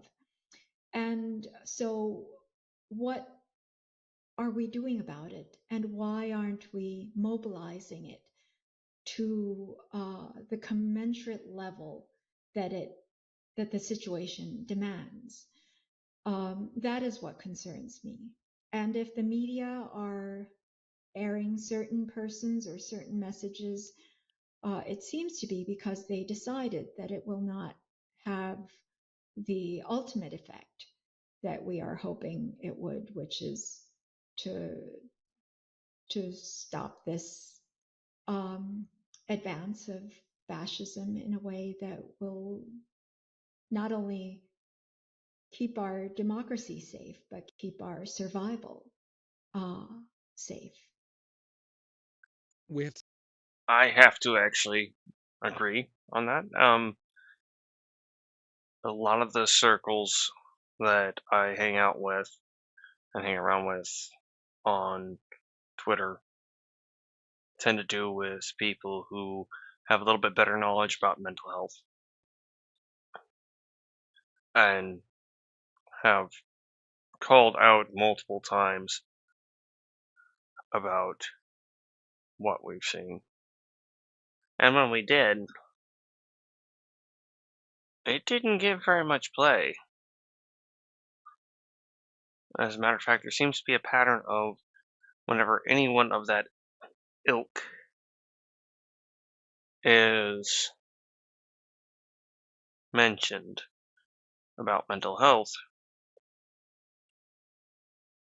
most people seem to come across what's supposedly a shadow ban. I don't know anything about it. I've probably been shadow banned a few times. I don't know. I don't care.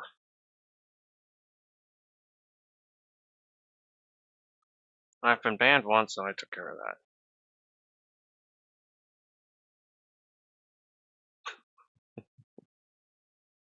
Let's take another quick break, but I want to come back and finally just talk about the way that he has changed in the last few weeks in terms of his competence, and if that is going to affect his potential ability to get elected, and especially his presidency. That's next on The Weekend Show.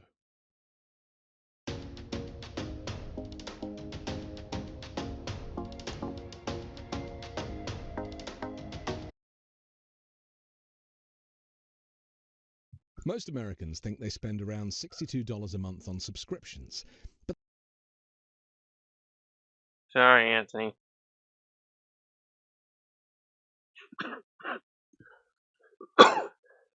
On the weekend show with Dr. Bandy Lee, we're seeing a Donald Trump in response to the success of Kamala Harris in the polls become more explicit with his language, more abusive, more aggressive, saying that, if she wins, you're not going to have a country anymore. He refers to a nation in decline, despite the fact that the country, both economically and socially, seems to be doing really rather well at the moment. He's also...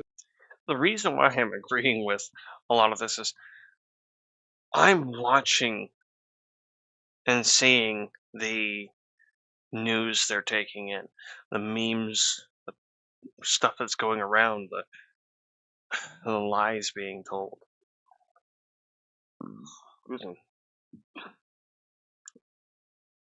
That are being given directly to them. Spoon-fed to them. It's a big word that's going to be said for now, and then more will be brought to it later, and that is one step of brainwashing. Brainwashing is a topic that'll be brought up because it's applicable.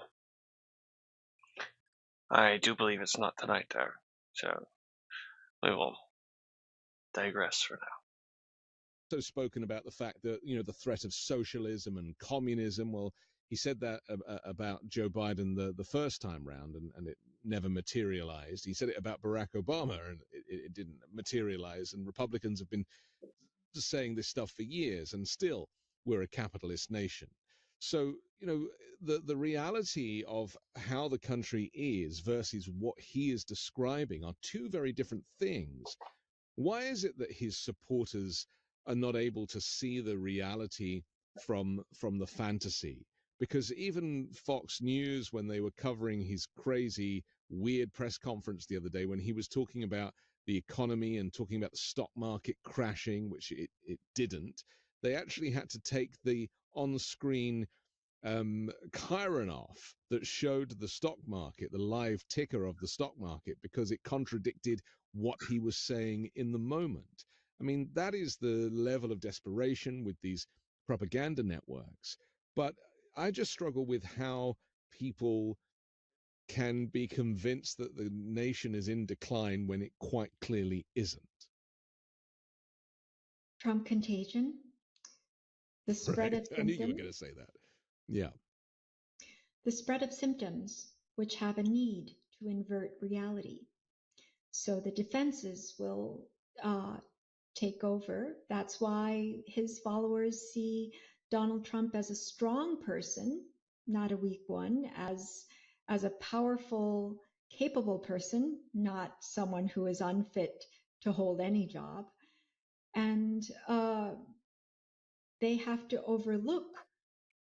Wait a minute. She just said Donald Trump should be on disability.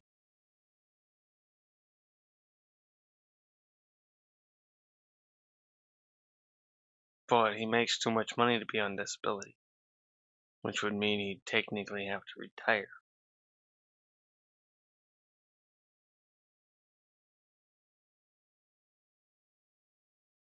I think I've got that math right.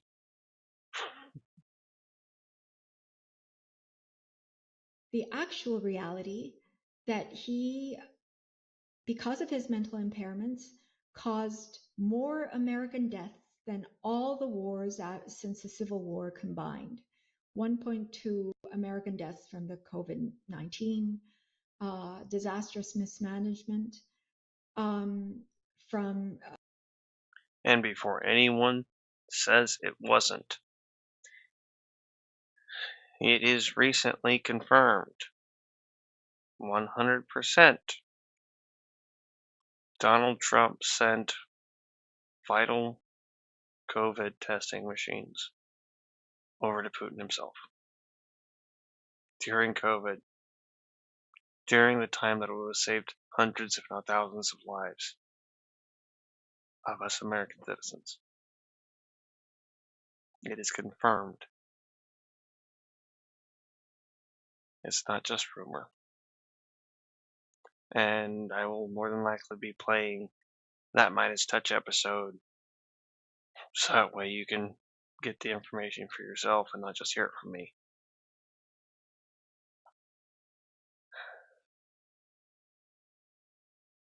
It's not just that, it's worse. It's worse than a lot of people are thinking, and as you've been hearing, I'm not the only one who has been trying to say something. And this isn't an I told you so moment. That's not what this is. This is a hey, this is our last chance. We have to act. If we don't,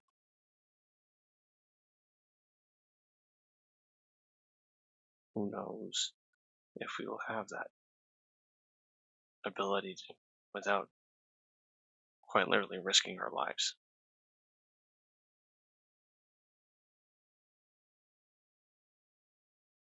Who knows if we will stay in a more peaceful time.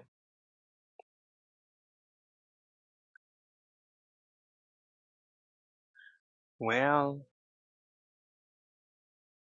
I can tell you now,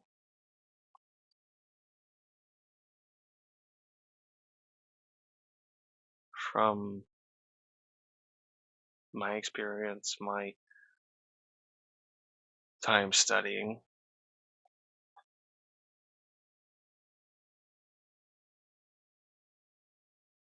the likelihood of staying out of wars and not being some drastic, majorly, globally bad scenario. I'm not trying to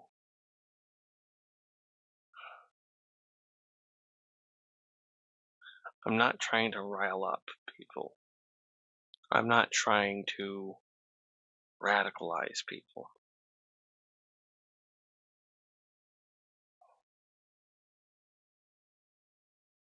I'm trying to warn and inform.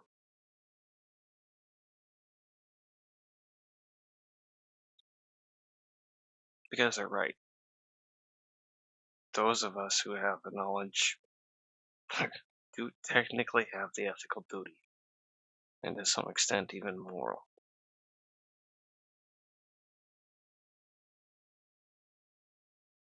And I probably should have been louder over the years. But I didn't have any way to prove it. I didn't have credentials. I don't have a title. So I'm just some whack job. They're not. The almost overturning the government by violent insurrection, which is betrayal, treason, as well as his upending the world order in ways that we are experiencing such perilous geopolitical instability right now. Yeah, what the shooting down of an airliner after he went after Soleimani is one that I often reference, where, you know, an airliner full of people who were killed, innocent people who were killed because of the reaction to the way that he handled the killing of Soleimani. And yeah. You could even connect the 40,000 dead Palestinians to Donald Trump's rhetoric as well. And so, Absolutely. But that doesn't seem to affect him in any way, does it? If anything, it just gives him a greater hunger for power. I need your help, and here's why. I'm on a No, you mission to don't. recover $10 million within the next 12 months to American patriots. Well, if you look back to all the rhetoric between Donald Trump and Joe Biden, if Biden were excoriated for even just minor missteps or impairments in the midst of admirably carrying out his duties, versus Donald Trump's severe mental impairments, his psychotic spiral, which I'm witnessing him experience as his his presidential lead is unraveling, and his cognitive decline far more significant and severe than anything Biden has shown. But as I said, Trump can take. For those wondering, the smile is nerves. If you think she's not nervous, you've got another thing coming. Contagion affects both his followers and his opponents because of, first, his followers will take on his symptoms. You don't need physical exposure for the contagion to take hold, just emotional bonds. And his opponents will feel such pressure to believe in the way that he believes. That's why he goes for the big lie, the most outrageous pictures of reality you can imagine. The hell are you doing?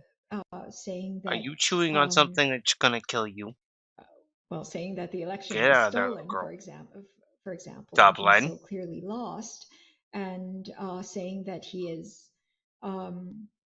was the best president for African Americans when he's one of the greatest racists we've seen, and even the and greatest on president since Lincoln or Washington. I mean, he makes these extreme comparisons, and even as you mentioned earlier, the Martin Luther King Jr. speech, the "I Have a Dream" speech, which is arguably one of the great speeches in history, and he referenced that, saying that his speech was not just better but played to a bigger crowd, and then lied about the geography of the situation. Yes, I mean, these are so blatant, aren't they? And so what you're saying is that the Trump contagion is such that people, it's irrelevant that because there's no barometer for reality versus the fantasy. You're just in the tank for Trump no matter what. And that in itself is a mental health issue on a national level. And it's not just about one man. What he's doing is essentially toppling everyone so that they will lose their bearing and forget what they were seeing and experiencing as reality, so that they will take on what he says, in part, not to be threatened and intimidated. And these are the kinds of things that it's basically behavioral management that the public was tasked with and had no way to carry out without expert input, because no one really has handled this level of mental pathology before. And of course, someone who is so pathologically impaired will wish to invert the very definition of what is health versus sickness than to admit that they are ill. So that is why I feel, Sorry, carry on. That is why I feel that regaining our grounding in reality is essential, and for people to hear from mental health experts, not just one or two, but a whole group of them, as we're trying to bring together at the conference. It will be a major all-day conference at the National Press Club Ballroom, end of September, where we will bring together a bunch of mental health experts, top experts who will contribute to a new short book, which we will also present at that time, called The More Dangerous Case of Donald Trump, Psychiatrists and Mental Health Experts Warn Anew. And we will also present top experts of other fields who will attest to just how important this issue is for all other areas to carry out ordinary business. We have seen that ordinary politics is not possible unless we have a basic level of mental health, unless we address that issue for what it is and not something else. We will not have any of this under control, just like the COVID-19 pandemic. It doesn't. Now, from what I've seen in the conference already, y'all do need to see it for yourself. And I will probably end up going back to that conference recording and see where the speakers start speaking, just to get through the starting video, which, well, actually, you guys actually might be a little bit more ready for it now, after hearing from Dr. Bandy Lee herself.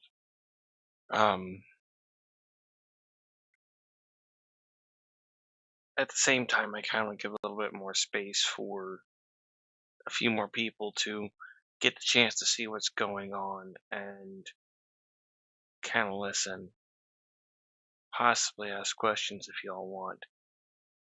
And I mean, shit. Some of you have been watching my channels for some time.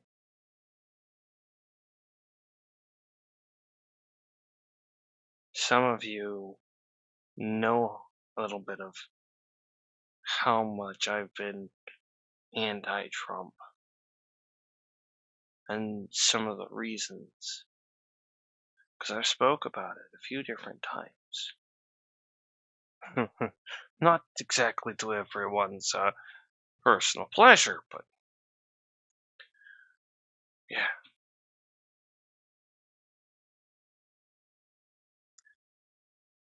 There is a lot to come from this series, and not only do I need to speak out, I kind of want to speak out.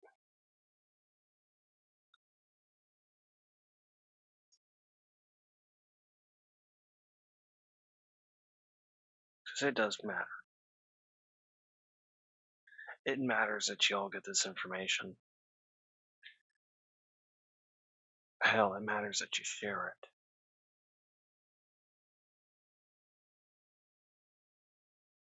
Because the more we can get the message out there and get people to see what's going on, the better chance we all have.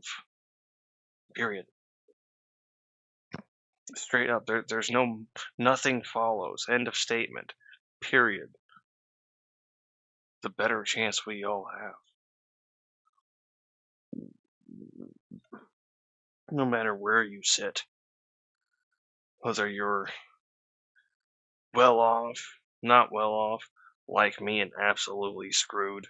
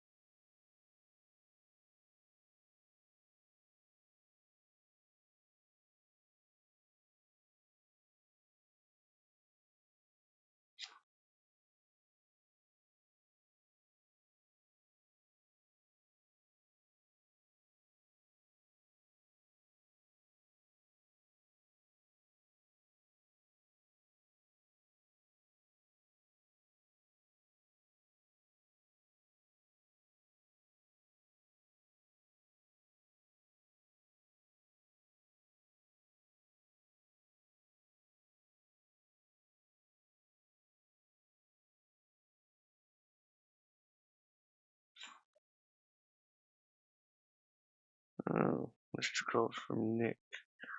There we go. Oh, oopsie.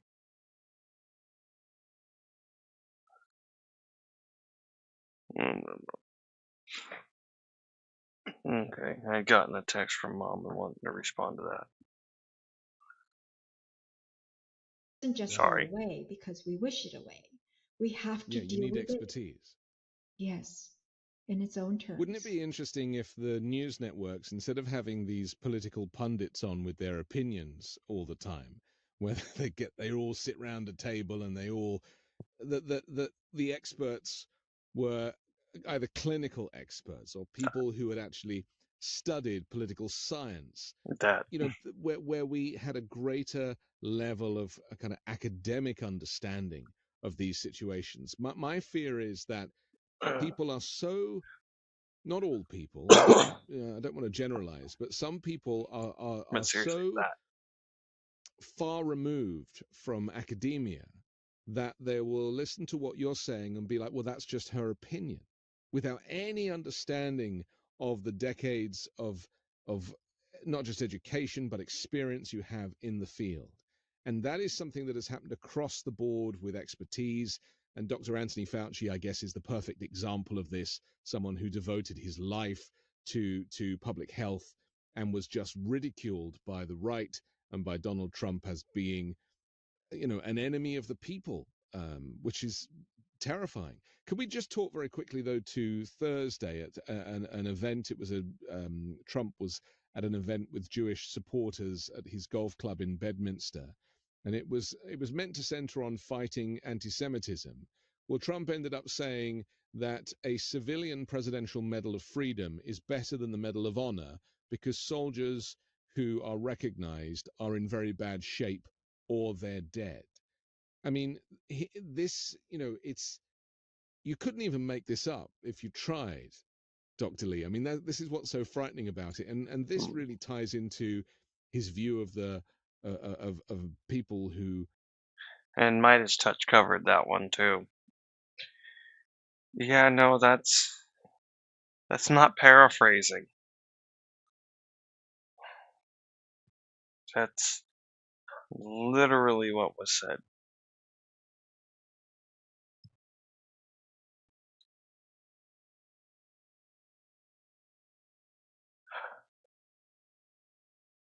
Are in the military. We had a similar thing with, with his references to John McCain. I prefer veterans who don't get captured and all this stuff. I mean, and if there's anyone that thinks for a second he didn't say that, I was watching him live on TV when I said it.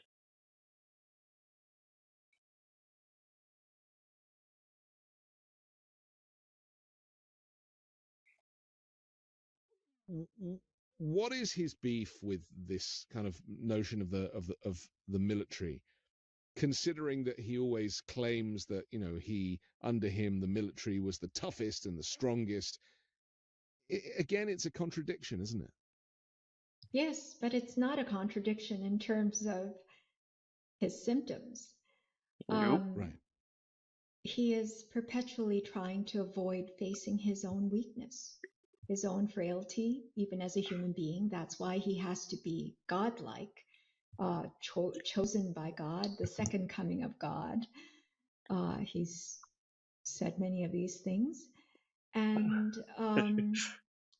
he cannot face or... No, right there. You could see her pause trying to choose the words. That right there is real. That's honesty.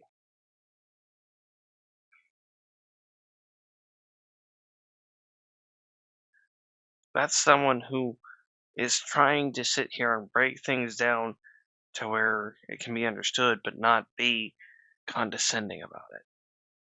That's someone trying to be diplomatic and cares.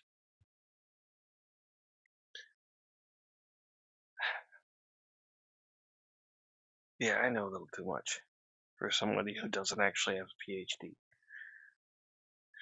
Let's continue on. Even conceive of honoring what he sees as weakness, because it brings attention to his own weakness. And we haven't seen it only in Donald Trump. It's mostly in any totalitarian regime has sought to, genocides often happen under these types of regimes because they cannot tolerate the minority group or the weaker group, those to whom their own fragility is projected. And so they think that if they can project it, have the other group own it, and then eliminate that group, then they themselves will be free of that affliction. But of course, it doesn't work that way. Nope. GoForms makes it easy to digitize documents or She's not build going to new go into it digital right now. forms from scratch. But it doesn't. It's not that easy. It doesn't stop there.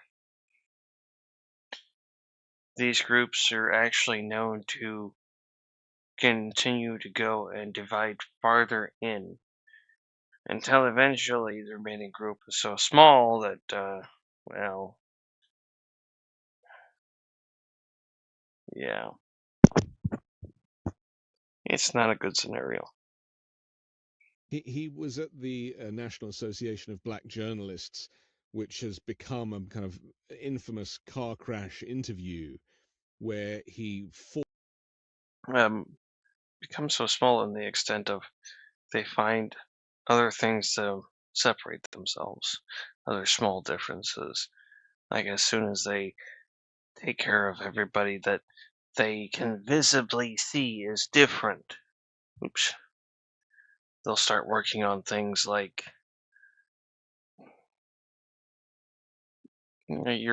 this makes you weak, you're gone.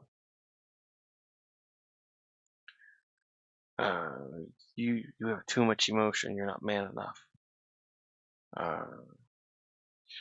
Yeah, it goes on and on. It's not cut and dry. It's not you take care of this part and it's done.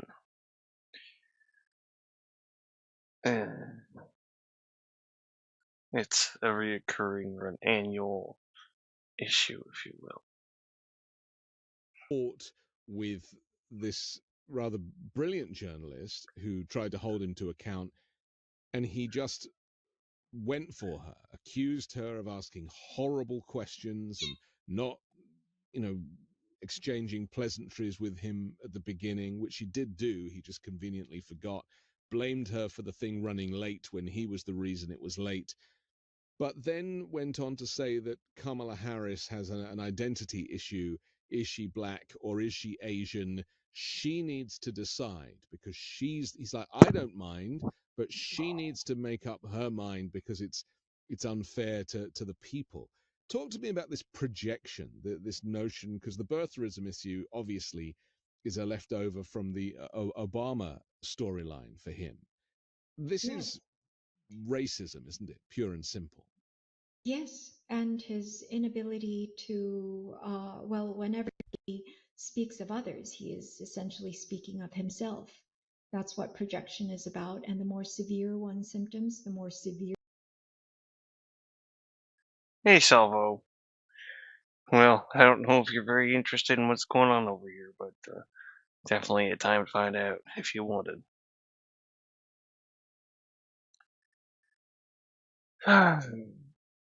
Yeah, it's nice to see you as well. Thank you, Salvo.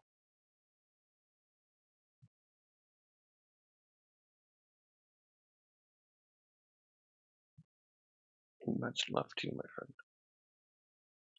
Forever, indeed.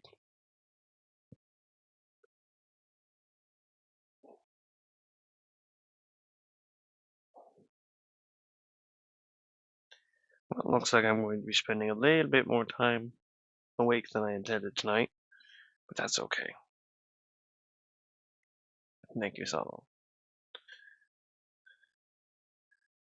Well, if there's anyone down your way who's still supporting the big orange dumbass up here, maybe show them some of this video. That is, if it will translate for them. If they don't speak English. Because I don't know how that works out of country.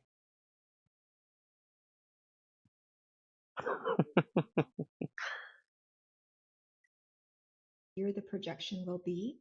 I had an entire Twitter account that was devoted to translating Donald Trump's speech because he would be confessing over and over what was going on with him by attacking others and accusing others of his own deeds. So if if the press or the public were to understand that dynamic and not be led astray by what he is trying to manipulate and the situation he's trying to create, the perceptions he's trying to create. And impaired individuals are far better than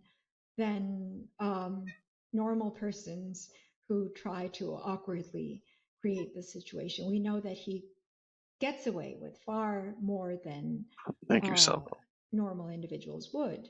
That is because the subconscious is at work, and much of it is almost automatic for him. And it creates a seamless picture where the scenario is as he says. But as we know, he is the one who brought down the stature of the entire nation. He is the one who worsened situations for minorities to a degree where Black Americans experience unprecedented deaths. Hispanic Americans live in constant fear. And he is the one who ruined the economy to the point where it causes the inflation. And protect your wealth by spending physical gold, not paper money that grows weaker by the second, on a card that earns you gold every time. And the laughter thing is something that he struggles with. He says the rest of the world is laughing at us, when the rest of the world is laughing at him, not just famously that moment at the United Nations where he said that, that he's had made the greatest changes to America since ever, and, all the assembled dignitaries. I've seen that as well, firsthand.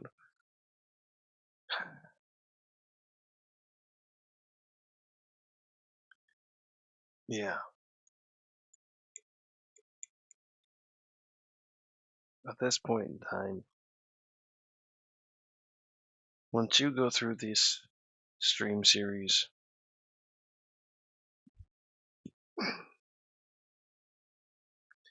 if you still can't admit that Donald Trump is unfit,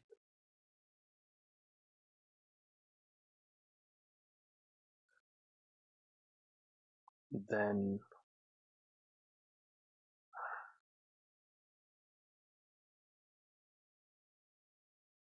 I don't know at that point, as I've said already.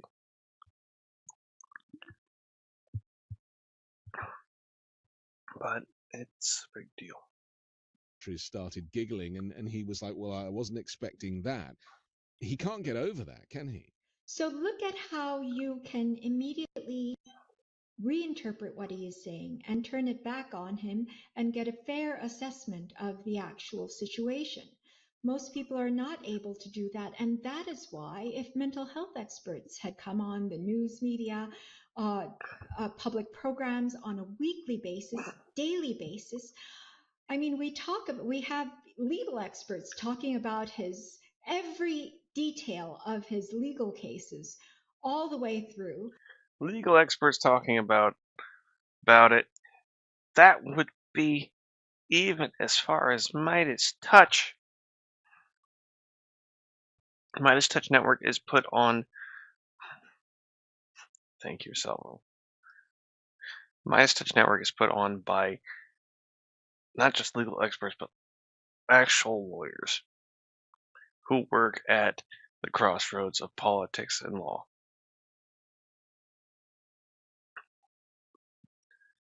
It's a good place for information that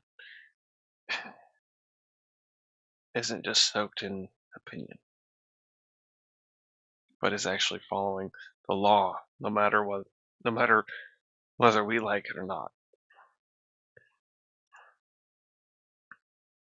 And yeah, you get some opinion, but that opinion's based on law. It's based on their profession, and that's a lot of the stuff I'm bringing you.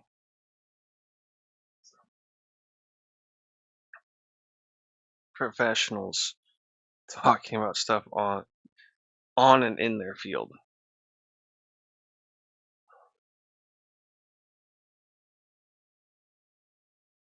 I'm not just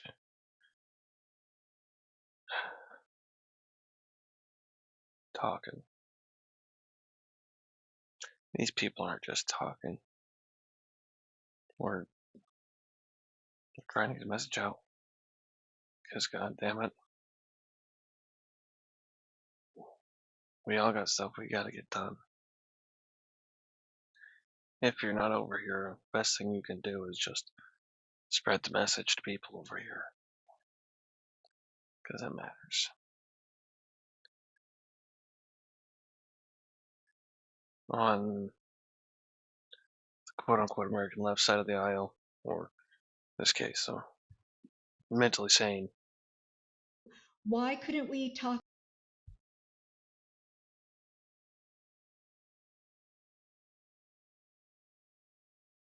Mentally sane side of the aisle.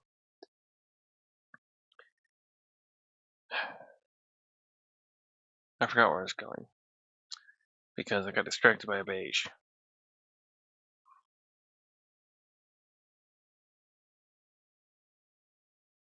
Damn it. Thank you, beige. You derailed my thought process. Talk about his mental health issues as they are happening every moment of the day, not just in what we would identify as the mental health sphere, but all spheres, because all human affairs are affected when the mental health is affected. So, so and the that's where we confession are. stuff. When he says, because the one he's been doing recently, which interests me the most, is he refers to Kamala Harris and says she's going to cheat. Now, if every statement is a confession, he's effectively telling us that he is going to cheat at the election, which some of us are predicting. That is his we have to take that very operandi. seriously, don't we? Right. Yes, absolutely. There is no doubt he is going to cheat, and there is no doubt that he won't accept a loss, especially this time when he has so many supporters and so many groups backing him. And he has not only been not held accountable so that his expectations would balloon on their own, but he has been actively encouraged. And people who are simply looking at ratings and numbers, as you said, or their political careers, have attached themselves to him in ways that validate his worldview, that all that matters are ratings and popularity and number. Even reality is determined by how many people you bring on to believe your lie.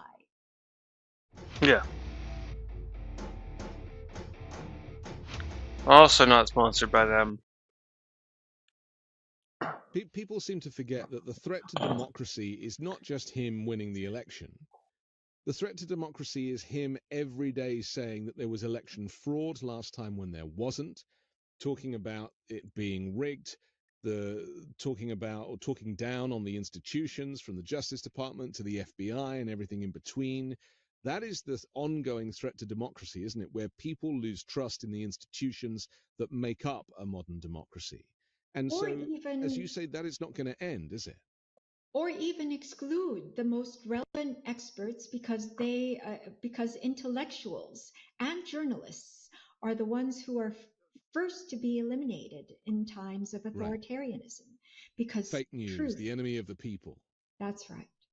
Because truth becomes a threat, and ethical journalism represents, delivery of the truth. Yep. And intellectuals represent vigorous pursuit of the truth by making accessible the best available knowledge.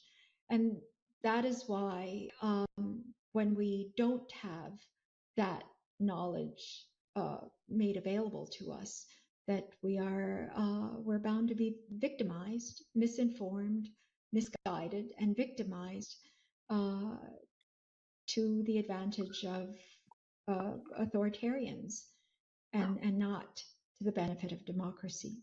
In fact, the very definition of democracy is that we do need access to the information and facts that would allow us to make well-informed, rational, self-serving decisions as a collective whole, as rulers of ourselves. Just finally, there's two things I have on my mind. One is that how lucky we are that Joe Biden did a selfless act and recognized that Kamala Harris would be because he took the role, or he decided to run for office initially when he heard Donald Trump try on both sides Charlottesville. He's stepping aside to make room for Kamala Harris because he knows that the threat to democracy is so great that it's not worth the risk, and he has to put his ego to one side to know that the amount of energy that she has for this, she also has a brilliant running mate now, and that clearly people have woken up to the fact that not going back, her phrase, actually means something. And we would be foolish not to mention the reversal of Roe versus Wade, which is going to have a huge effect on the outcome of this election. So there's that, but coupled with that, my other thinking is that if there was ever a personality trait that you did not want to give power to, it's the malignant narcissist and the sociopath that Donald Trump is. He is literally the last person on the planet that you either want to give a presidency to, or even the presidency of a local chess club. No because joke. We've seen the effects of having somebody like him be handed the keys to power. Yes, absolutely. They are the most dangerous individuals in existence. It's the most dangerous psychiatric condition that wreaks more havoc than all other psychiatric conditions combined.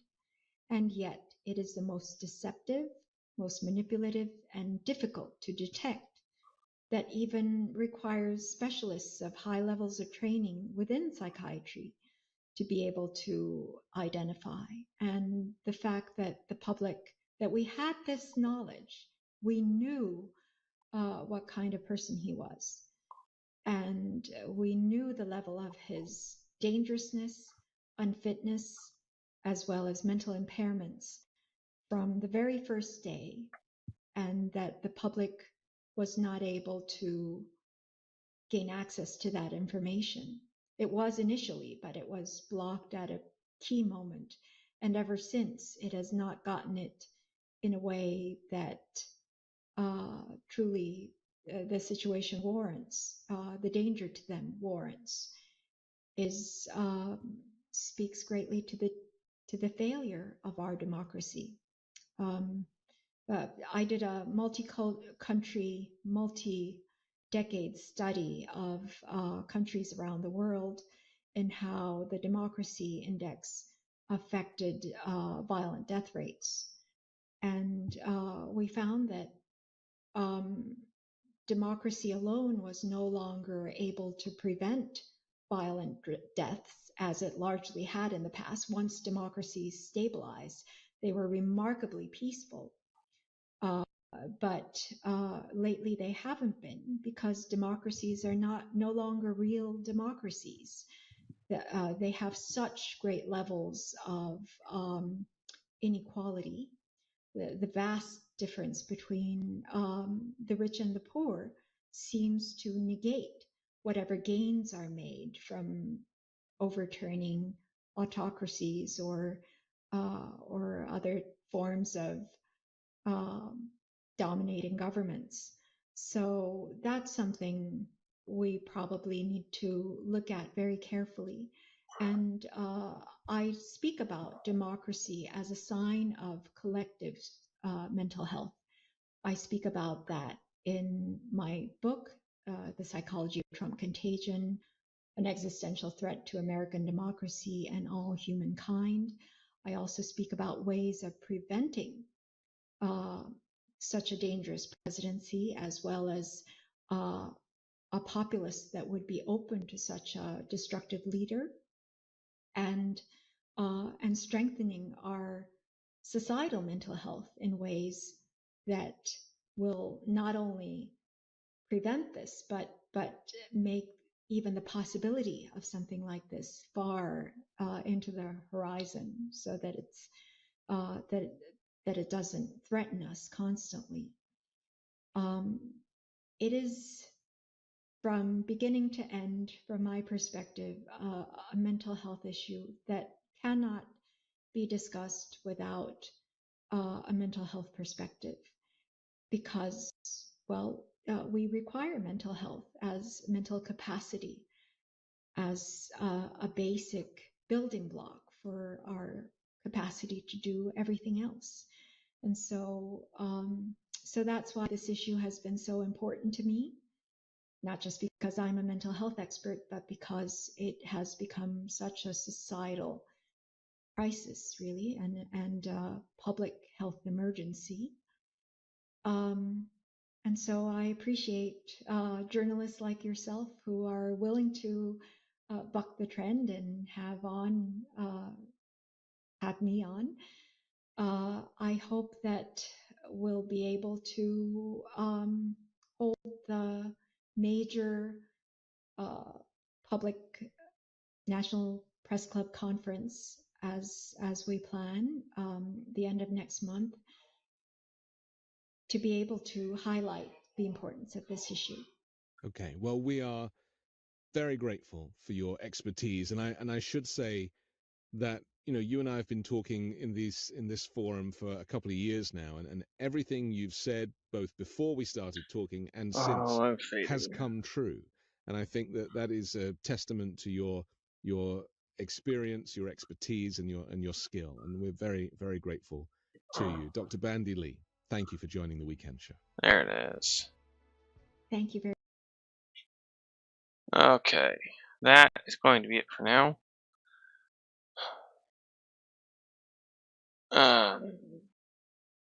My butt needs to take a nap before waking Dad up, so I will be back later, everybody.